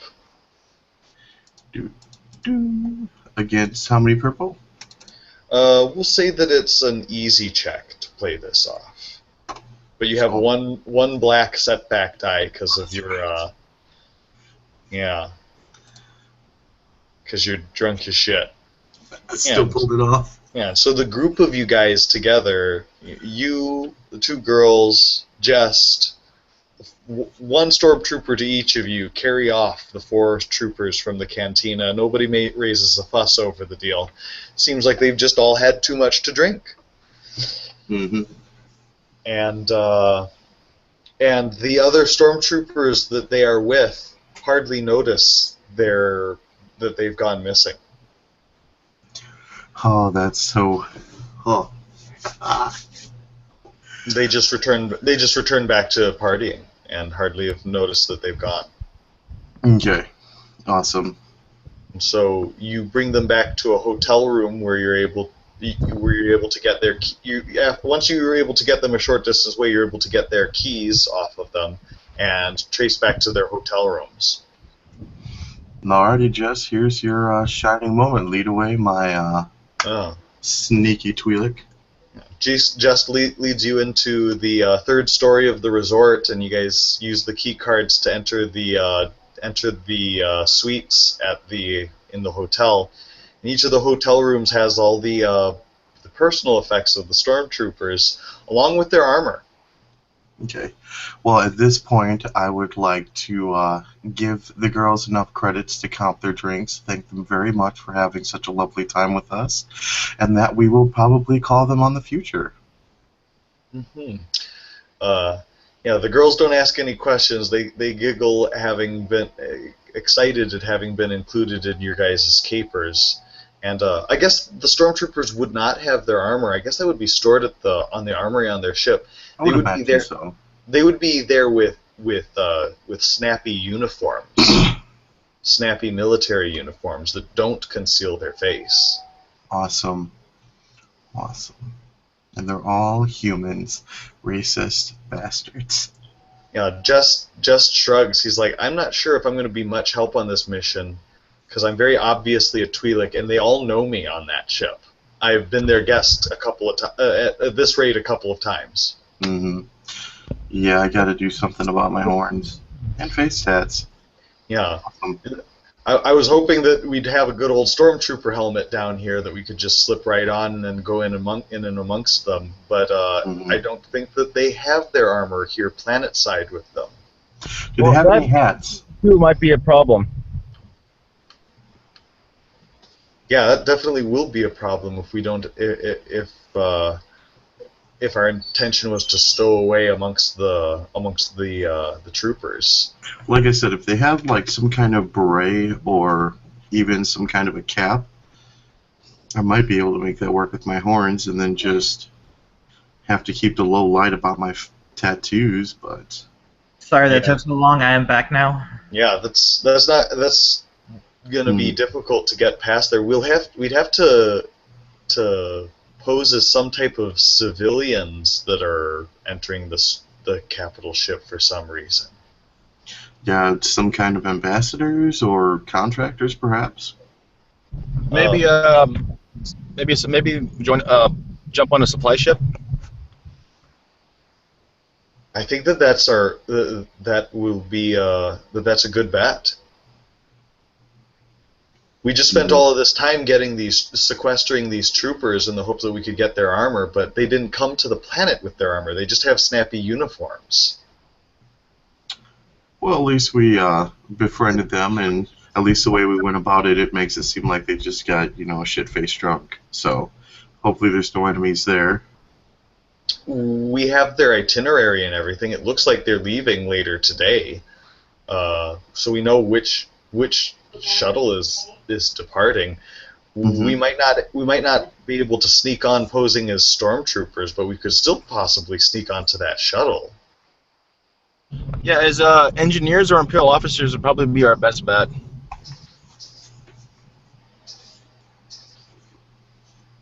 Yeah, I mean, Riv, you look human enough to just put on the uniform to be able to blend in as looking like a member of the First Order. The Zabrak and I, however, we're easily distinguished from the rank and file of the 100% homogeneous human troop capacity of the First Order. Well, yes and no. From a distance, I could fit in, but I do have orange bronze skin and fluorescent blue cerulean hair. Mm. So as long as you keep that hair under a cap, you might be able to get by, but under close inspection, even you don't look quite human enough in order to pass. Yeah. He looks like a very tan human. Looks like those guys, those Oompa Loompas that put on the tanning screen. Oompa Loompa's another species. No, I'm a bit more orangey than I am tan, but yeah. Oh, jeez. So you're like a bad spray tan Guido type tone? Snooky. As I said, I'm more orange than tan. Nice try, though. I think so. It needs to go back to Galactic Kindergarten to learn their colors. The alien race is a case backwater planet. That spray tan is orange. Just one moment while I grab something. I'll be right back, gentlemen. But yeah, that's Jess's vote, is that we get onto the shuttle that these guys were going on to. We could sneak on as, I don't know, I could con my way on, or I could sneak on. And then the Zabrak would have to be something else. Maybe we could convince them that we're supposed to go aboard. Yeah. It works. But we'll figure something out once we get to the shuttle. That sounds really, really bad if we're going in without a plan, but okay. We still have time to formulate a plan before we go through with it. I'll be Yes, we do. right back.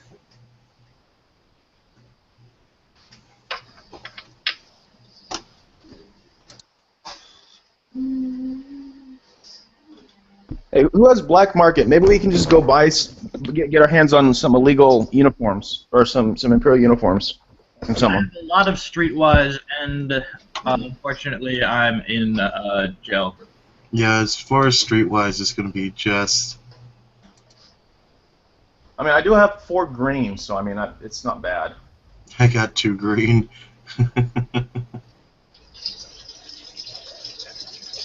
Yeah, my character is more for leadership and resisting stuff, so...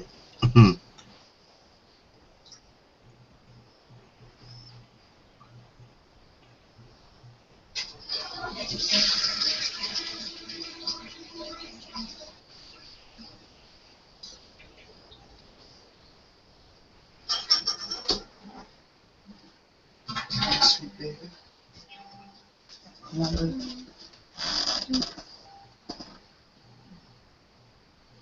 You hungry? You want pizza? Do you want me to go pick up pizza after we wrap this up, or do you want us to deliver it here? Okay.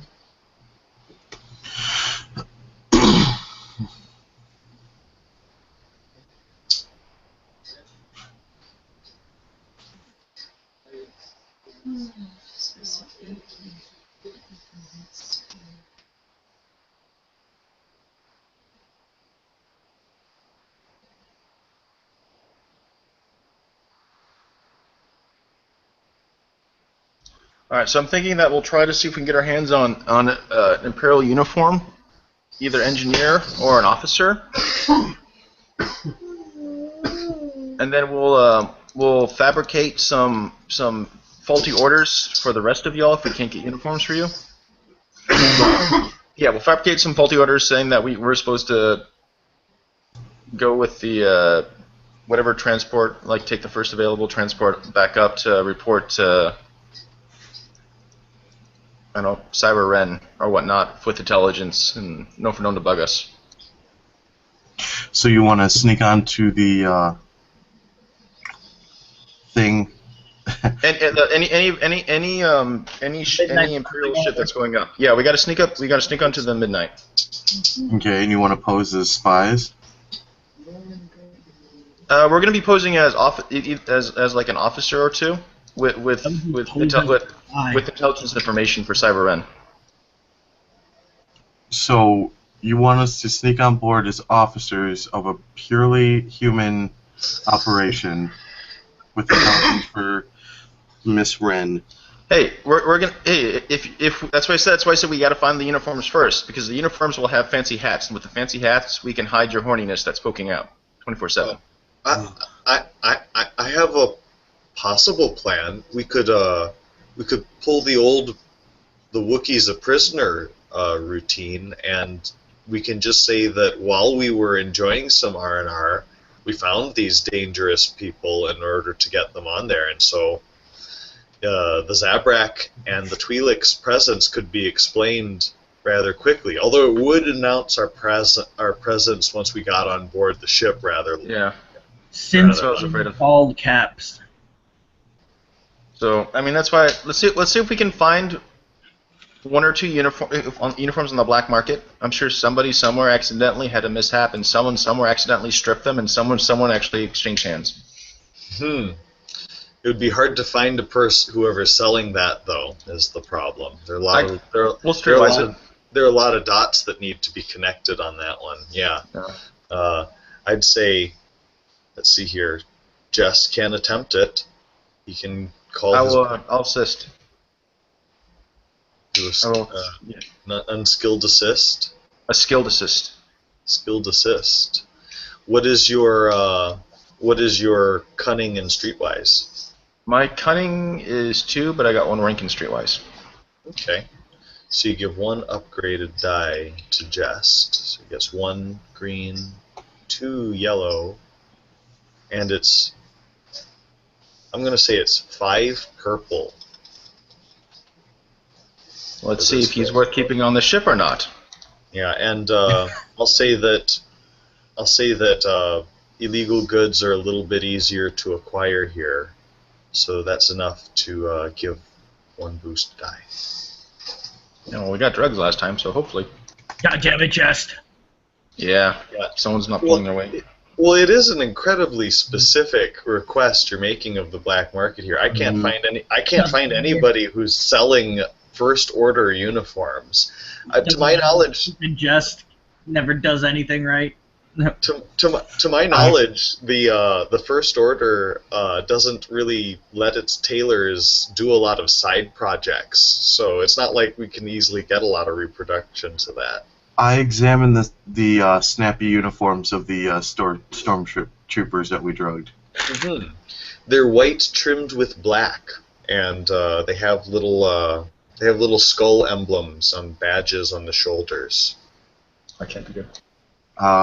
Can I do some kind of intelligence check to see if I recognize the rank? Yeah. It would be intelligence, since you don't have knowledge warfare. Mm-hmm. Which is really weird. I should, but I don't. Okay. And the difficulty?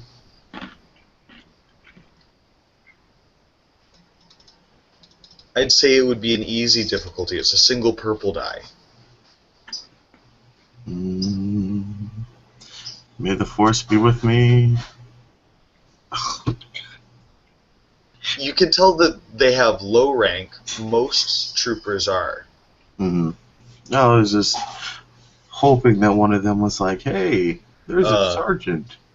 you can see that they clearly are. You can see that they clearly are. What you call it? Enlisted.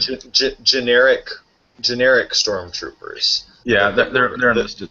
that they don't have a specific designation for a terrain type, as some troopers do.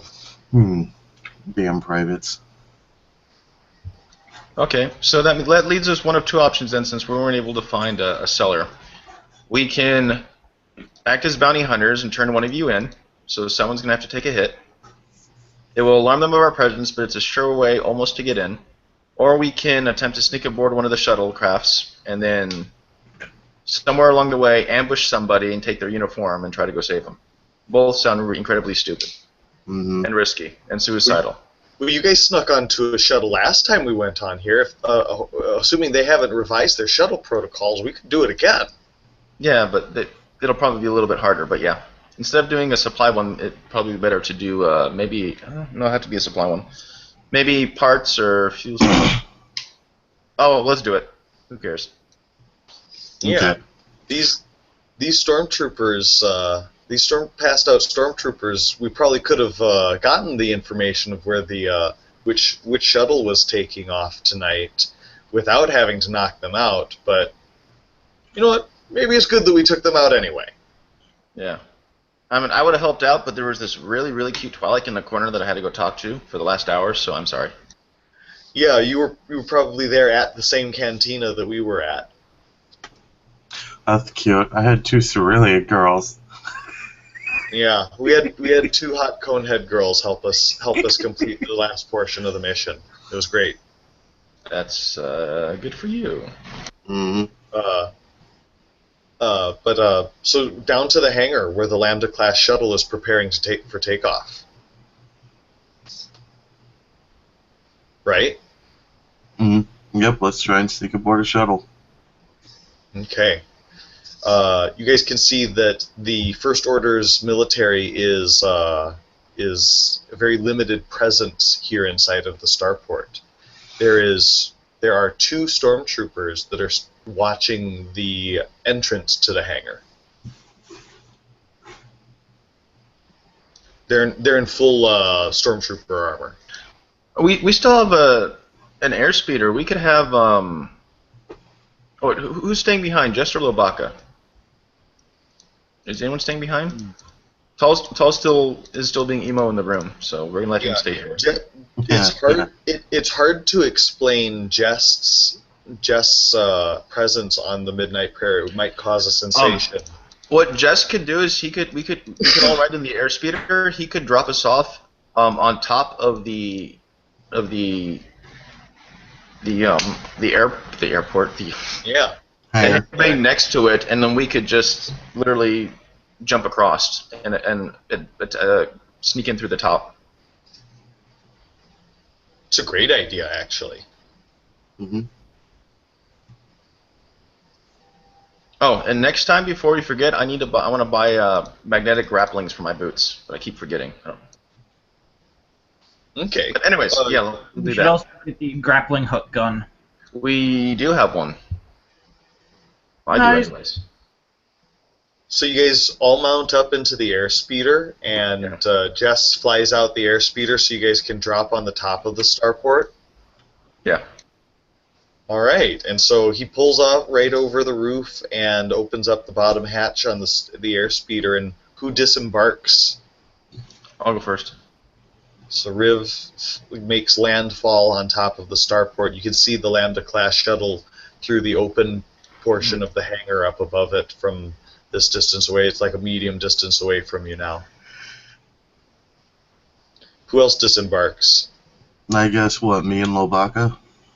Yeah, Lobaka looks at you concerned, and he says he'll go anywhere you go. It's okay. We'll reassure Lobaka that everything is okay, and to make him more camouflaged, I'll give him a red First Order armband for camouflage. Makes everything better, right? Nah, let's do it. Mm-hmm. Lobaka's not sure if he's going to be able to make it onto the midnight prayer. He's worried that he'll never make it off. It's okay. If worst comes to shove, we'll just pretend we're bounty hunters and we turned you in for money. Okay, he shrugged. I have binders, so yeah. I trust you guys. I'm not sure Yeah. why, but And like I said, if worst comes to worst, no, you're worth 25K, so it's not bad. Hmm. Now So we're you get- regretting taking Lobaka. I don't want to lose him. Well, he could still stay in the airspeeder if it's just the two of you guys going to save Old Fat Tom. Yeah, Yeah. he probably should, to be honest, because it would look really weird having a giant 8-foot, 7-foot Wookiee walking around. Yeah. He could be a lot of help. However, it will slow you guys down in certain aspects. Yeah. And if push comes to shove, I'll just offer myself up as a bounty, I guess. Yeah, he grabs your shoulder, Brutos, and he says, if anything happens to you, I will come for you. I will save you. Thank you. Means a lot, Lobaka. And he gets back onto the airspeeder and sits shotgun with Jest, and the two of them salute you guys as you head out over the roof of the starport. I need both of you to roll coordination checks it's one purple die as you're going across the roof of the starport.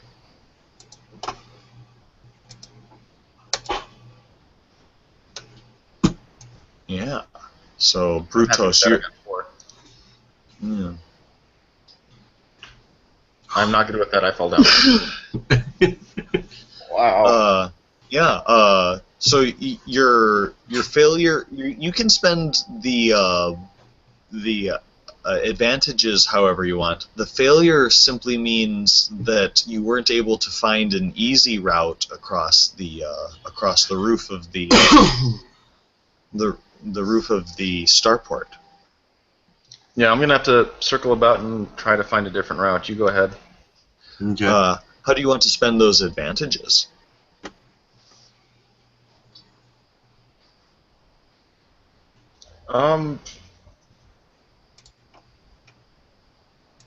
Probably to increase my to help hide, just so no one sees me. Right. So you grant yourself a boost die for 2, and you could grant Brutos a boost die for 1. We're going ahead, yeah. And so Brutos, you pick your way across the roof just a little bit ahead of Riv, and you can see down into the starport, the hangar beneath you, where the shuttle is at, and you can see there is one single stormtrooper watching a bunch of labor droids that are moving equipment onto the cargo area. You can see one pilot inside of the shuttle doing pre-launch check, and you can see one co-pilot who's out in front of the shuttle who's doing an external check of the ship before takeoff. So you see all of that transpiring in the hangar beneath you around the Lambda-class shuttle. What do you do? Well, I guess I'm gonna have to sit here and wait for Riv and just keep an eye out to make sure that we're not spotted. Yeah, so far nobody looks up in your direction, and so since you haven't entered the hangar yet, you don't need to make stealth checks, but you just turn back and wait for Riv to make his way across the roof. So Riv, you can make another athletics check, and this time with a boost die.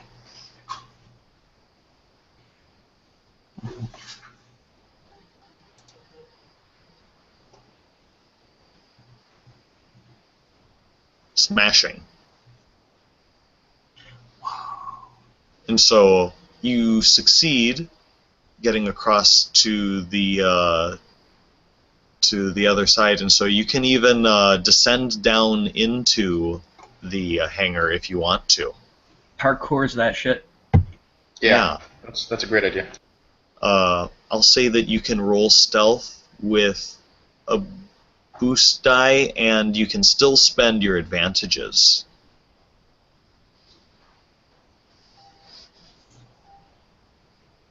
All right, I'll give him a boost and me a boost.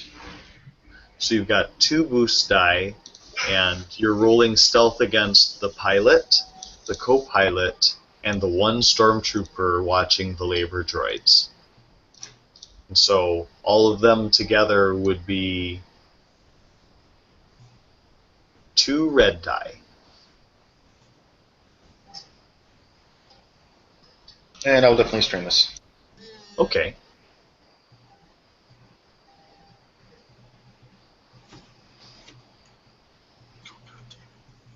Yeah, you enter. easy. Yeah, you enter the hangar. You enter the hangar as quietly as possible, but the co-pilot who's examining the exterior of the shuttle before the takeoff sees you descend and looks off into the distance. Says, "What the hell was that?" And he goes up, and he's standing a short distance away from you, and he calls to you. He says, "Excuse me, I don't think you have clearance for this area of the starport. I think you're lost, sir." I think you are most definitely right. I was actually trying to sneak into my ex's ship, and you don't look like my ex, so I need to leave. Are you in your full Mandalorian armor right now? Unfortunately. He's just staring at you, blinking as you roll deception, and I suppose you may use your pheromones on him as well. Is it a 3 purple? Well, he would normally have 2 purple, but because it's somewhat outlandish to see, it's 1 red, 1 purple. 1 blue. That makes sense. Yeah.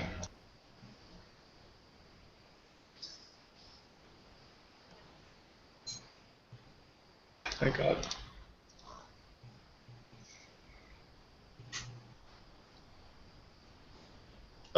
Yeah, and so, yeah, he looks at you. You sure seem really armed to the gills. I have to ask, what were you intending to do when you caught up with your ex?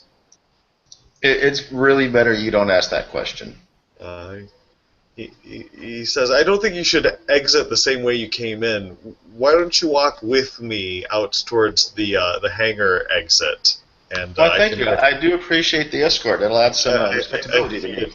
He extends an arm as if to grasp your shoulder to direct you towards the front of the hangar. What do you do? I will proceed out the hangar in an orderly fashion, thanking him and creating chit-chat about, he's actually made me really think about changing my ways. I think I'm going to go retire from the stalking business. Brutos, what do you do as you see watch him get discovered? Well, I assume that means he's playing it off marvelously. He is. I don't think I'm going to be able to do this alone, so I guess I'm going to do a coordination check to try and get back the way that I came. Okay. You're going to try and... You can head back the way you came, but you can also try to pick a path towards where Riv is traveling to as well. Mm-hmm. So you can position yourself up above where he's walking. Yeah, I would like to try and stick close to Riv. Yeah, it's just 1 purple die for you to go across the narrow catwalks and handholds on the roof of the starport. Only maintenance workers maneuver around up here. So yeah, you leap around from catwalk to catwalk, and you look down over the edge of the starport, and you can see that Riv is walking towards the exit where the other stormtrooper guards are stationed. It goes back to your turn, Riv. Okay. Yeah, I failed miserably. I'm going to go radio Jess to come back and pick me up a block or two down. Roll a vigilance check with 2 purple die, or vigilance or perception. Perception because I get a boost to it. Yeah. Oh. Oh yeah, I was also gonna say give myself an advantage and 1 to Riv. Okay. Yeah, you scored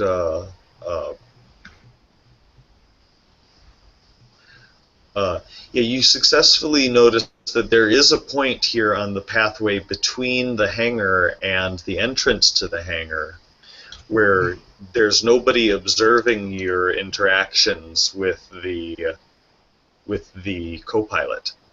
Oh yeah, I know, but I'm still gonna part ways with him. I'm gonna summon Jest. I'm gonna take my armor off because I forgot I actually had it on, even though it's all big and bulky. And then I'll try again outside of armor with my regular. Right. Right. You do a tactical retreat so you can summon Jest back with the airspeeder, and he comes in and he brings you civilian clothes so you can do a dress down. And I'll let Baron. I do have my comlink in my helmet, so I'll call Bear, let him know what's happening. That I'm gonna kit down real quick since they recognize me and I failed miserably, and that he did a great and outstanding job at sneaking in. And stand by 1. I'll be right there momentarily. Yeah, you're Roger. You're still poised, Bear, as Riv comes in for a second pass with the airspeeder, and he drops down from the open airspeeder. And roll coordination on the roof, Riv, with a purple die. All right, let's try it again. Wait, I'll use the. Can I use the grappling? I'm gonna use the grappling hook too. That's the entire reason why I got it, so I can lower myself down. Mm-hmm. Let's see. Boom. With 2 purple die or 1 purple die? 1 purple die. No booster. Oh, thank God.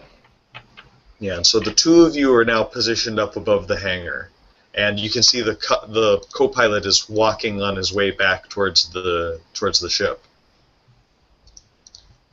Okay, as silently as we can, we're gonna have to try to drop down opposite to him, behind him. Is there any place we can find cover that we can drop to?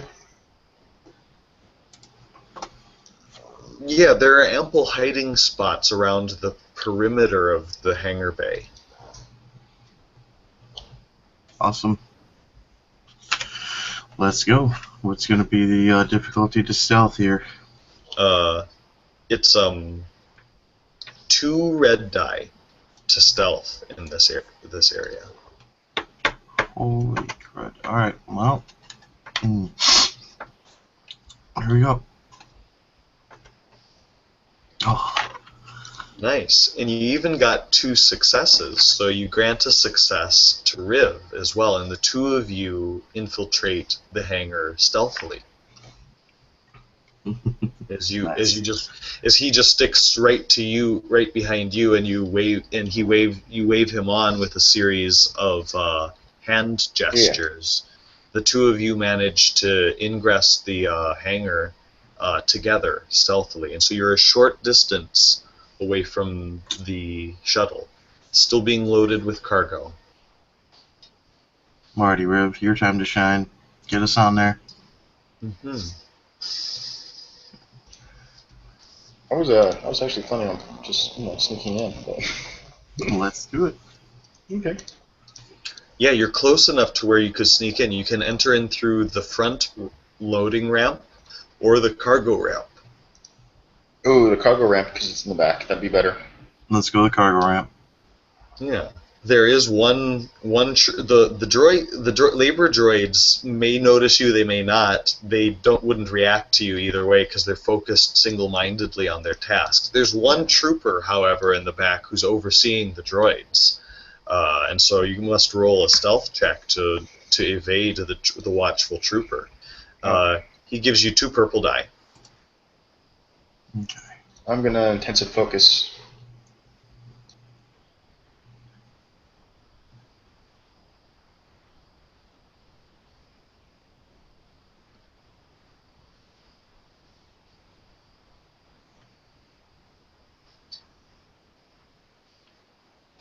Did you get a chance to roll? I'm gonna do it right now. Okay. Oh, thank God. Stellar. You have enough successes for the both of you guys to enter the ship into the cargo hold stealthily, and the penalty, the threats would be that you get a black setback die on your next action, Riv. Got it. Just because of the high tension of the situation gives Yeah. you just a touch of nerves Just a bit, yeah. as the two of you enter the cargo hold stealthily. What do you do, Brutos? Oh, how do we want to do this here? Rev, do we want to just open up a crate and try and stow away, or... Well, Yeah, check the box. if you were to stow away, then that wouldn't solve the inherent problem of being highly recognizable as a Zabrak. And so the plan that you might want to have is to head into the engineering portion of the shuttle and get the drop on the engineers that are located near the engine rooms. Yeah. Well, yeah, it's our basic MO, so that's what we're gonna do. Yeah, there's a strange sense of deja vu that runs I through know. your head in all of this, Riv. It's like, here we go again. Alrighty, I guess we're gonna try and make our way to the engine room and try and get the drop on some Yeah. engineers. Well, you guys see the engineers who are working there. There's a senior engineer and there's two techs working with him, and the two techs have big black helmets that conceal all of their features.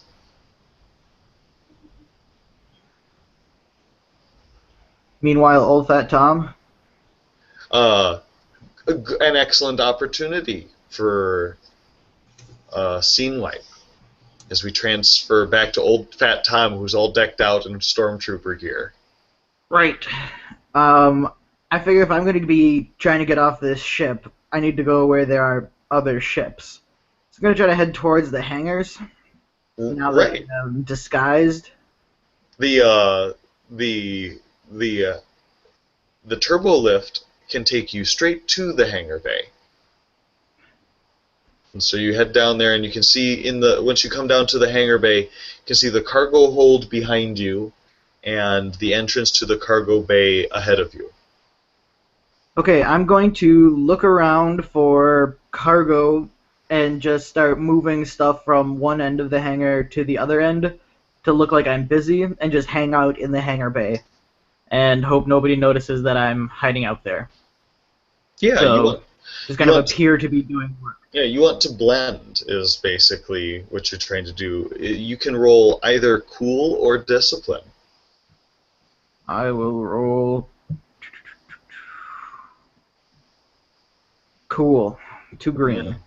We'll say that it's an average difficulty, so it's 2 purple to significantly blend with the crew. All right. And so you enter the hangar bay, and it's crawling with first order soldiers, crew members of the ship, as well as troop contingents, and engineers and mechanics. They're currently working on a busted up tie that's sitting in the middle that's dominating the central area of the hangar. It's yet to be relocated to the repair bay. So I'm just going to find someone doing a simple task and say that I've been reassigned, and I was supposed to help him move crates or something like that. Mm-hmm. Yeah, and so your presence is not at all disturbing to the activity you see going on here. What do you do next? I'm just going to continue to hide out and look for an opportunity to, I don't know. You need an opportunity, basically, right, which is coming. Your force sensitivity tells you that you'll have an opportunity rather soon here. I figure if my buddies are gonna come get me, they're probably gonna have to be coming by a ship anyway. So I'm just gonna kind of chill and hope that they come and rescue me because I'm Hmm. kind of out of options for soloing a entire capital class ship by myself. Hmm. And so we do another scene wipe back to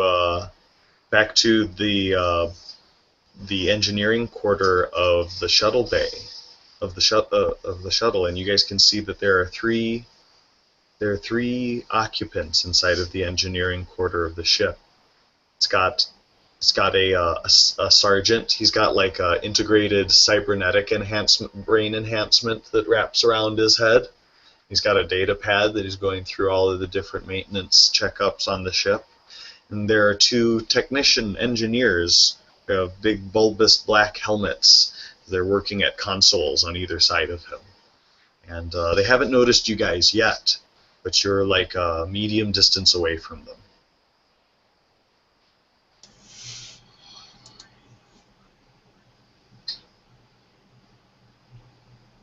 I was gonna say I have shock gloves. I could take out 2 of them or more. Yeah, a melee weapon will require that you get up to engaged distance. Mm. So you'd have to stealth. You'd have to do some sneaking, sneak. We'll have to do some sneaking. Uh, these three guys here are going to have vigilance 2 and willpower 2. So they give you 2 red die for your stealth. Mm. I'm making sure this is gonna be the best. That'll kill them. Get stuff all over their stuff. Oh man.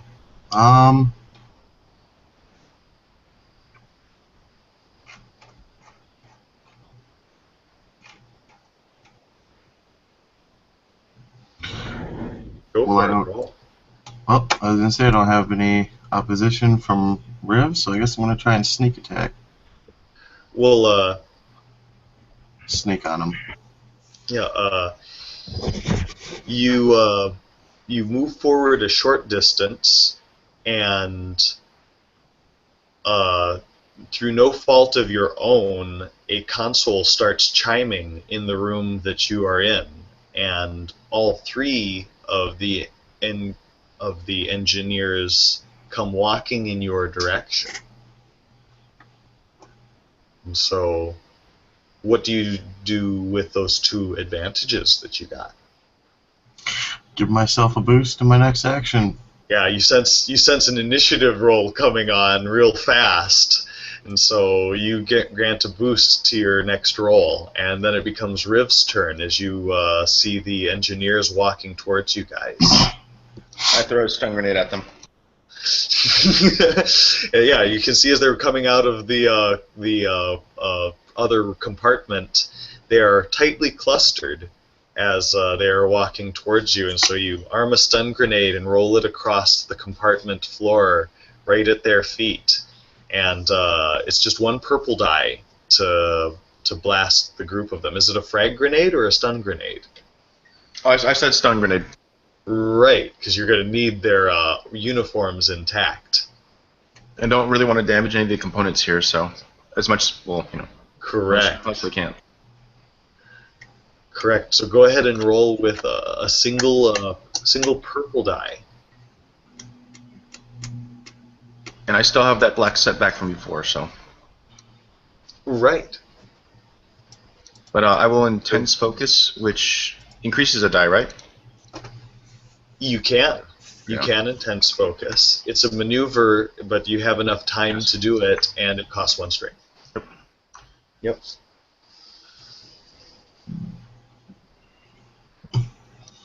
Okay, so even though you are unable to hit them with the grenade directly, you have enough advantages to activate the blast ability on all of them.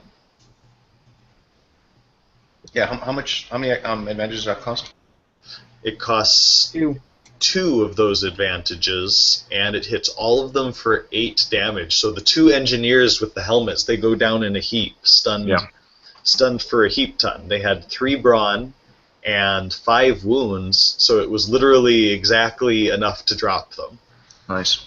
And I'll use my last 2. Yeah, the two, and the engineer with the cybernetic upgrade, he just kind of jolts for a second and gasps, but he's not knocked out by that. All right, I'll use the last 2 to regain 2 strain. Okay. And then it's an initiative after that. You can ambush them.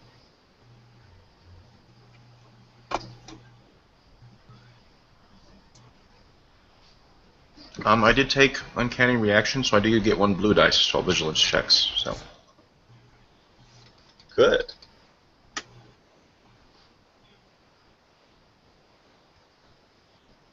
Got 2 successes. Oh! Holy cow. That was pretty good.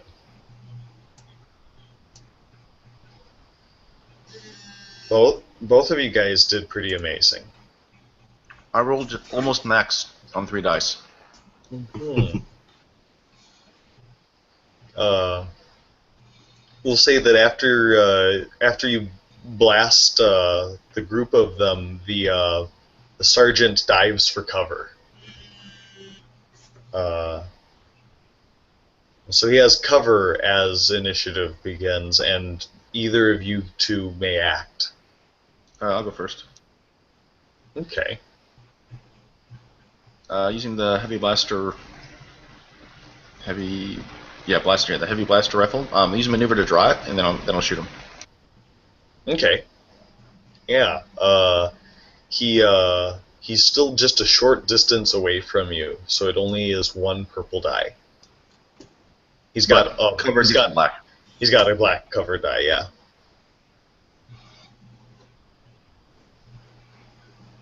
I'm so sorry. He was a short distance away, so you had the option of stunning him. Do you stun him or do you blast him? Yeah, I stun him. Mm-hmm. It's easily enough to overwhelm his wound threshold, and so he goes down in a heap. And can I use the triumph to make it so no one hurt us? The ship? They were the only ones in this quarter of the ship, so nobody did hear you. And hopefully none of the components were damaged. Yeah. And so you guys look down, you have 2 engineer uniforms right in front of you. There's another intense wave of deja vu that washes over you. Yes, only this time Tull didn't get stunned.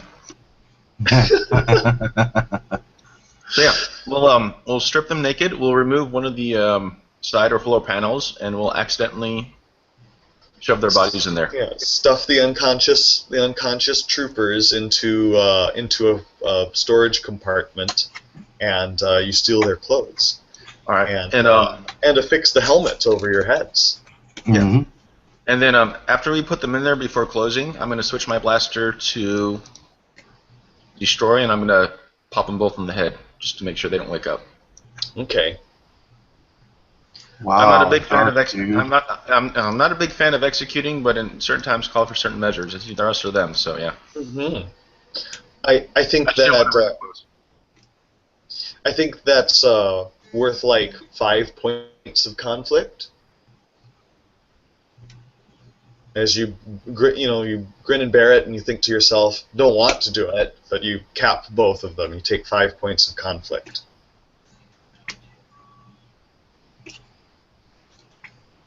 And then you guys conceal yourselves for the trip upwards, because the pilot and co-pilot are just finishing pre-flight checks, and the labor droids are done loading the cargo.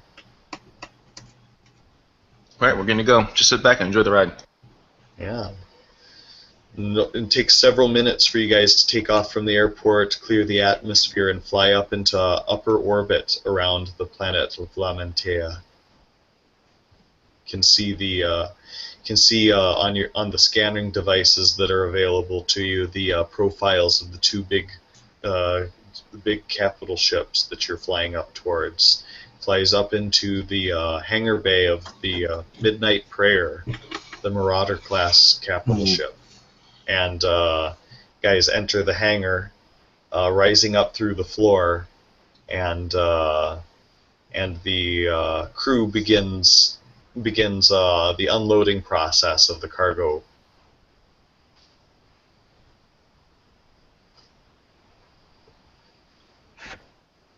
All right, let's waltz out like we know what we're supposed to be doing, full confidence in our stride, and let's go report. We got to find a terminal we can use to find out where he's being kept.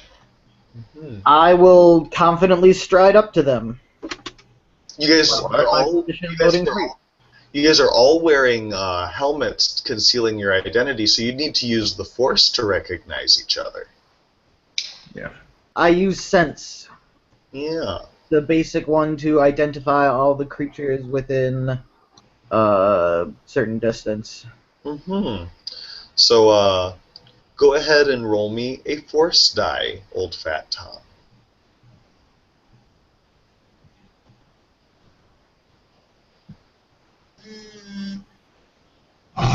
I will use the destiny point and take the conflict. Okay. My oh no, that's a different character. Yeah. You can sense your allies are here as well, but you can sense also that Saya Ren has sensed you, and you can see that she emerges from the turbo lift not far behind you and strides down the corridor. That's not good. And so, as your two friends disembark from the cargo bay of the shuttle, they take a look around and they can immediately sense they can use the Force to sense you there as well. And so they can see you standing there in stormtrooper armor. You're looking at them in black engineer armor, and the three of you together swivel your heads to look in and watch as Saya Ren enters the room with her black cloak and her red hair and her red eyes. We're gonna nonchalantly, slowly walk back into the ship and hide. She's sensed your familiar presences, and so she's come down. She hasn't spoken yet, but she's looking directly at you. She might be offended if you turn around and went back into the shuttle. Well, we might as well face this head on. Okay. I'm gonna to her. By a ton of stormtroopers. Yeah. I'll just walk up to her, very slowly raise the visor and say, "Hey, I've come for you." Well, isn't this unexpected? Roll charm. Yeah. Roll charm. You get your charm opposed by her cool and presence. She has a presence of 4. Damn. And a cool of 2. So is that 6 purple? Or is it upgraded? Yeah, it's 2 red, 2 purple to charm her. It's 2 purple, 2 red. Okay. Yes. And I'm gonna strain it. 3, 1. Intense focus. Yeah, I'll also do an intense focus. Intense focus. Let's see. Straining gives a booster, right? Straining is intense focus. Oh, okay, yeah. Could use a force point. A destiny point. I don't see us with any destiny points. I can't see them. We have 4. There are 2 light side destiny points and 2 dark side destiny points. Why don't I delete them and try to relog them? Maybe I can close them. Can you see those ones? Oh yeah. Sweet. So now you can see what the destiny point distribution is. So you gladly use one to try and charm the enigmatic Saya Ren. Oh my goodness. Oh my god. It's just enough to get a threat. So it's not enough to sway her one way or another. She didn't she's not looking at you with hostile intent right now. I think it's a bit too soon before we begin our another Titanic duel, don't you think? Unless didn't really unless come that's here to duel. yeah, Right, that so doesn't just, seem to let be us the go. reason that you came here. Two reasons. One, to get him, and I point at him blatantly in front of everybody. I wave. And you then, wave in stormtrooper armor. yeah, I came to get him, and see if you want to join me for dinner tonight. Well, as far as dinner goes, I have plans, but I suppose that you could have the Clatuinian. I think that deserves a favor, don't you think? What type of favor are you looking at? Well, why don't you all join me up on the crew deck instead of standing around here in the hangar like you're about to fly away immediately? If you came up to the officers' quarters, we could talk things. We could talk about things. You could be my proper guests. I'm willing to go up to the... By proper guest, do you mean proper tea or actually guest? No, you've already proven that you're too much of a problem to keep under lock and key with the limited resources that we have here. I have about 80 troopers at my beck and call here on this ship. I have confidence that they would be enough to put you down, but I think that would probably be a huge waste of resources. See, it's funny that you mentioned that because I've also known from personal experiences that you have a tendency of slipping out of our own grasps. Much to my dismay. But I'm confident that the two of us, I point at me and at Bear, are enough to take on at least 200 of your little troopers. But I will humbly accept your invitation because I wouldn't want to be rude. Well, so you guys are fine with following her to the turbo lifts as you go to the observatory? Might as well. Okay. She shows. I'm gonna take off the helmet and hand it to a random technician. Say, "Here, hold this for me. I'll be back." Yeah.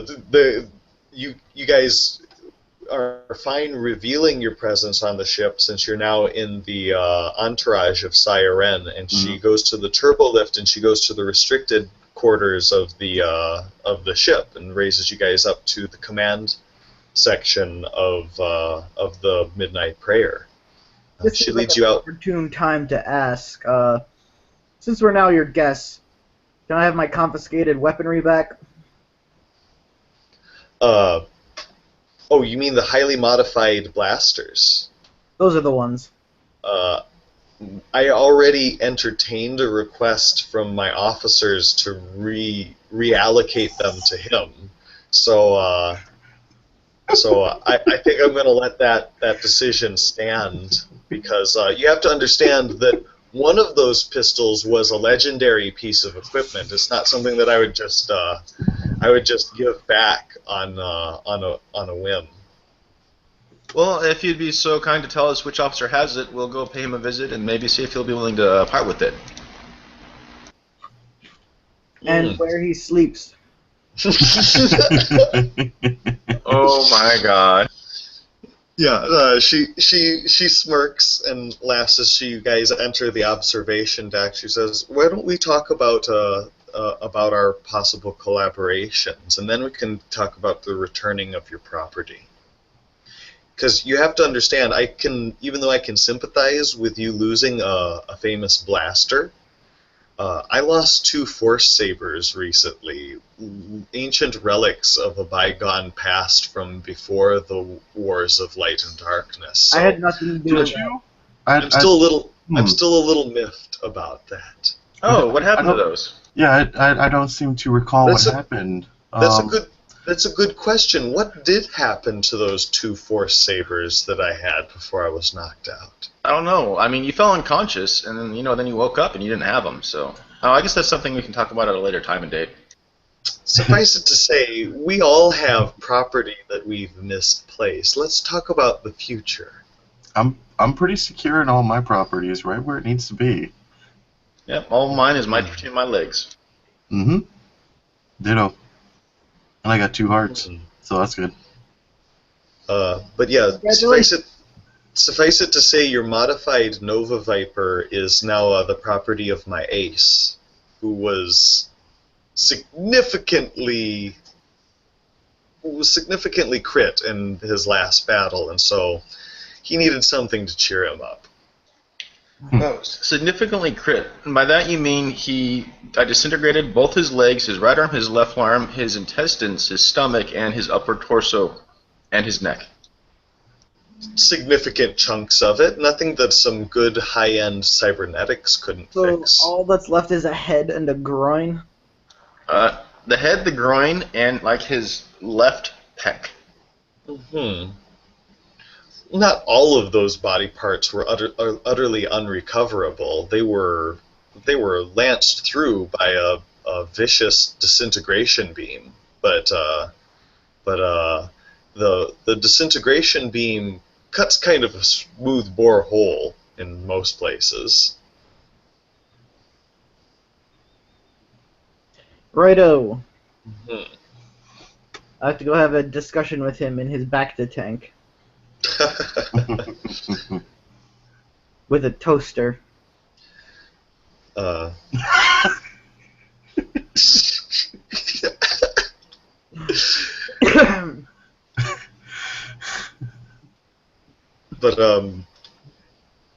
I was wondering if you'd like to do a job for me. If you can return my weapons to me, I'll do pretty much any job you want. I suppose if you were to What perform job? Oh, okay, let me explain it to you then. I've recently, through very good fortune, acquired a brand new mining company. It has several facilities throughout the Outer Rim. Its previous owner assured me as to their profitability. And I need somebody to assess the integrity of some of these new operations. Most of them have been forthcoming with the credits of their different contributions already, but some of them are late with the credits. I would like you to travel to one of these mining facilities, assess its productivity, and return with a briefcase filled with 100,000 credits that are required for the First Order's operations in this sector. Sounds simple enough. It's straightforward, and the best thing about it, there's nothing evil about it, so you can't get all light-sidey on me and be like, oh, that's just not our philosophy here. This is just business in the Outer Rim. I don't recall ever getting light-sided about anything. Oh, I was referring to Riv. Hey, I take personal offense to that, thank you very much. I know that you try to think that you're a scoundrel, but I know that you're a decent person on the inside, and I will use that to crush you one day.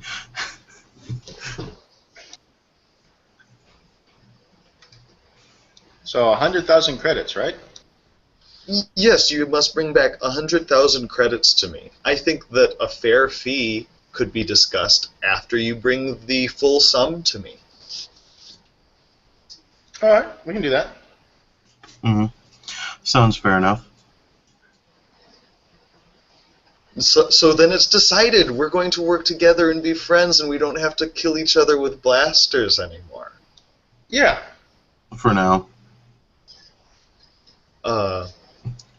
There may be some difficulty that you may encounter heading out to the mining company. I can't guarantee that all of the miners will be very pleased by the change in ownership. So just leaving you some time, some knowledge ahead of time that it might take some convincing in order to get them to part with the briefcase. Wait, so did you purchase this mine, or did you take it by hostile takeover? Hostile takeover is the correct word to term it. Suffice it to say, the previous owner shan't be needing it anymore. So you murdered him? He expired in a convenient timetable. So you murdered him?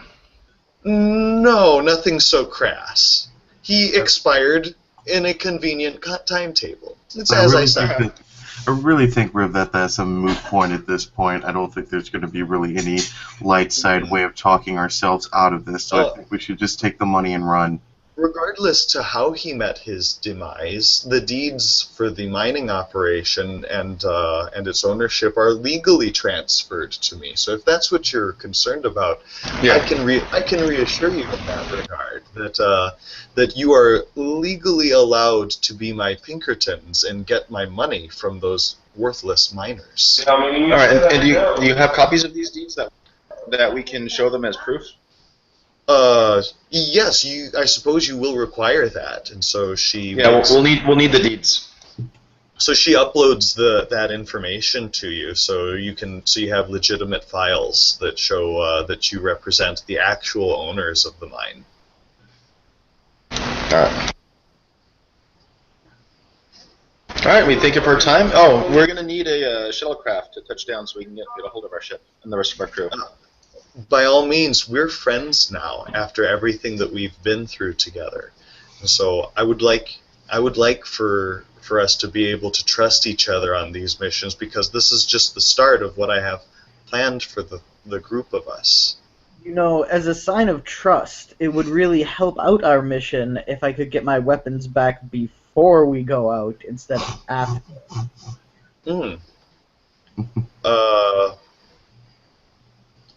She spends a dark side destiny point, and she looks at you and she says, "What weapons?" And she calls on the dark side of the force. Damn, this lady always force powering me. And Anyway, is that like an opposed discipline check? it would be opposed by your discipline. My discipline is not great, I don't think. Let me pull it up here. It's your willpower. Yep, that is a single green die. And what am I rolling against? Oh, she rolls. It's just you give her a purple die. I give her a purple die. Oh gosh, not great. Yeah, and so she erases the Viper from your memory. So you have no recollection of ever possessing a legendary Nova Viper pistol. Oh my god. Oh, the force is not with you. By pistol, he meant the disruptor, right? The disruptor pistol that I gave him. No, she was referring to the Nova Viper blaster. That only 300 of its like were produced in the galaxy. Oh no, that's what I was alluding to. Like, because he said he wanted his pistol back. She's like, you don't know, there is no Nova Viper pistol. He's like, oh yeah, it's the disruptor that he had. Right. Yeah. So your brain naturally fills it in with the sweet disruptor pistol. Right. She deletes the Nova Viper from your memory. And so she says, "Can I get her pistol back?" I don't think that she has it. Maybe she points at Riv. Don't you have the disruptor pistol? No, I gave it to him, and if you took all his equipment, that means it's in your possession.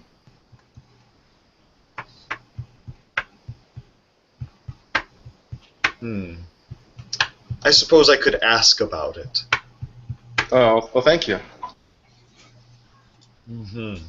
But we appreciate the effort for you to ask about it. We'll put forth the same effort to ask about those credits from the miners.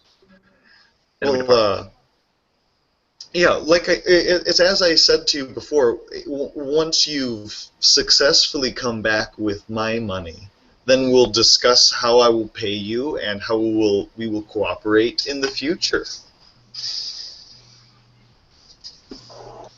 All right. Alright, just get us back planet side, I guess. All right, How much conflict are we taking, by the way? Just out of curiosity. She hasn't asked you to do anything that's dark side yet. She's asking. Right. She's requested that you guys go do this mission with the hopes that you'll select the dark side ending. So just for the mission. Yeah. So just give us a. So give us a shuttle, and we'll be on our way. Um, yeah, well, she makes arrangements for you guys to ride down with one of her shuttles down there. She leaves gives you guys a full accompaniment of TIE fighters just to make sure that you don't try to hijack the shuttle. Damn. So she gives you a full escort back down to the planet where you guys all make a very peaceful goodbye with her, and she accompanies you on the shuttle as well down to planet side, so that she can depart with you at Lamentea. It's like, well, you know, Sarah, you're more than welcome to come with us. You can share my bunk with me. You can roll charm. Yeah. You can attempt charm. Her cool is 2 cool and 2 yellow, 2 green. All right, I'll strain and just for because.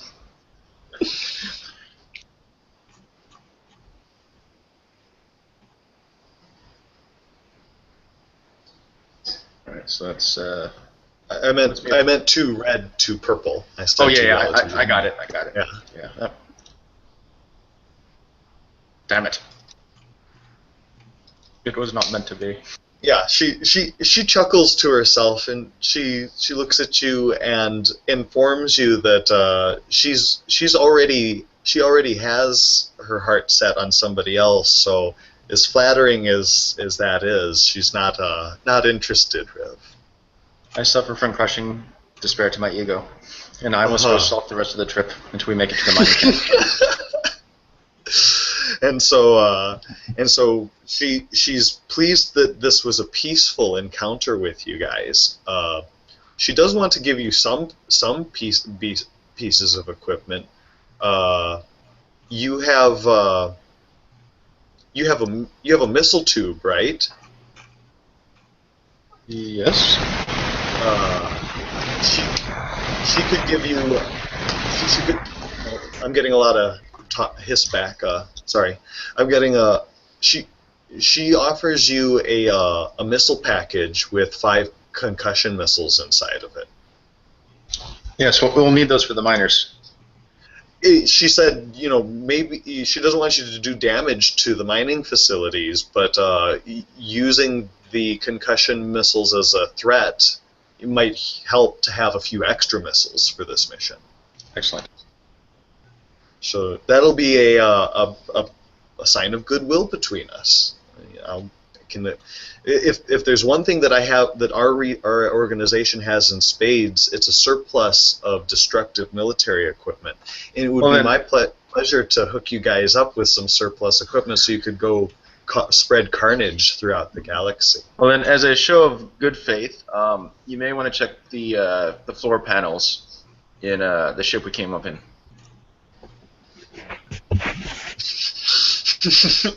She laughs as she infers what you must be meaning.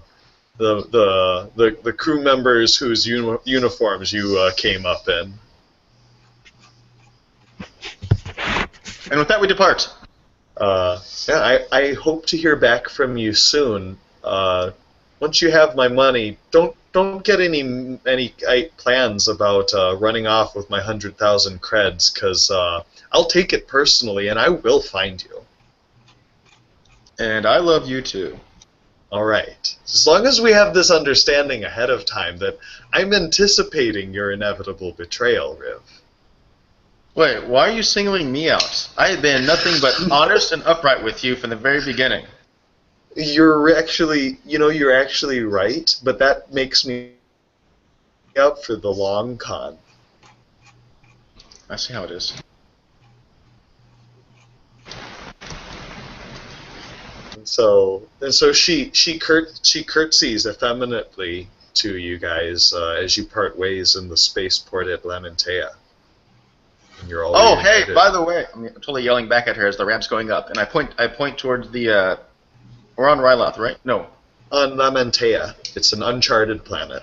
It's like, hey, you may want to check the Son of Ryloth for those lightsabers. She scowls at you as the door closes. Yeah. And that's an excellent stopping point for the day, as you guys each get 20 experience points. Excellent. Yeah, you Okay. guys each gain 20 experience points, and you guys all gain 4 morality minus however much conflict you took. Like, for example, Brutos, you only took 2 conflict by using the dark side once. So it means Dark side once too. so it My means that influence. your morality increased by 2, Brutos. Okay. My Now- morality went down by 2. Now, since I am Yeah. incredibly behind in this Which regard, sucks, because it was at 71. one, what does morality do? Is there a cap on it? And 2, I need to increase my force abilities because I'm significantly behind in that regard. Yeah. Well, morality just determines whether you're a light side or a dark side character. If you have morality 71 or higher, that makes you a light side character. If you have morality 29 or lower, then that makes you a dark side character. Wait, I was a light side character and I didn't know it? You're still a light side character, even though you're I'm even at though 69 now. even though your your points fell back below it. You're established as a light side character until you fall from the light. No. When you're a dark, technically, if you're not a dark side character, you're a light side character. If you go above 70, you're a paragon of the light. Right. If Can I go I just above be 70? neutral? Can I just, like, balance there? So what's the bonuses for being a light side character, or is there nothing? If you have 71 or higher, you get additional strain threshold. Oh, really? Yeah. Damn it. I believe it's 2, but I have to look it up. Oh, it was at 71. But I have 55 experience that I need to spend, and I would also like to inquire about force abilities and such. That's okay. I'm really happy to be leaving at 69 morality, since I'll be gone for a while Yeah. tomorrow. When you go above 71, now you're still a paragon of the light until you go below 29. So once you get above 71 and you're paragon of the light, it doesn't matter if you go below 70 again. You just can't go become a dark side character. You stay a Right. paragon. He keeps that boost to strain threshold then. Right. Right, since you temporarily got to 71, you get that increase to your strain threshold, Tim. So how much is the total then? I'm looking it up right now. Because right now you're established as a light side paragon until you fall to the dark side. Oh, good, because my strain is only 12, and I've really been looking to boost it. There's a biofeedback system mod that you can install that gives you +4 strain. It's 2 hard points on your armor. Oh, that might be spoken for. His armor is significantly teched out, but who knows? Because he's got a cortosis weave plating going around the whole thing. He can deactivate lightsabers with his armor. I'm pretty sure cortosis weave is 2 hard points by itself. Yeah, exactly. But He just started decking out my stuff too. But again, for another time.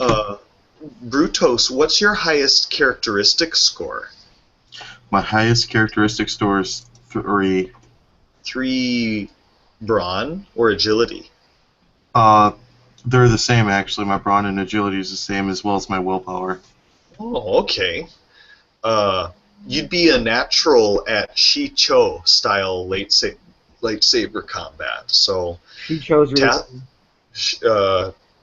Tacitus could begin teaching you the rudiments of lightsaber combat. He could loan you his lightsaber so you could practice with a training droid, and take instruction from him.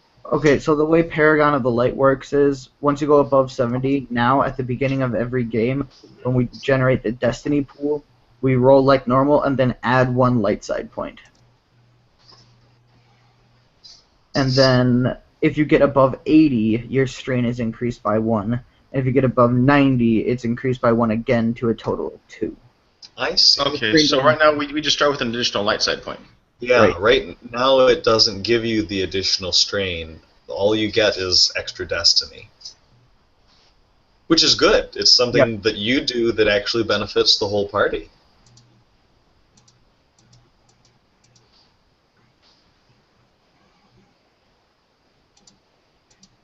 Well, I think it's about time for a nap for me, so... Well, I definitely I need to go set up some lunch and all of that kind of stuff. And so, Brad, I will begin your training as a Jedi Knight over private messages. We can do solo role playing through private messages, and so we'll begin that. And Tim, you'll join me. Oh, wait a second. First, I'll end the broadcast. Okay.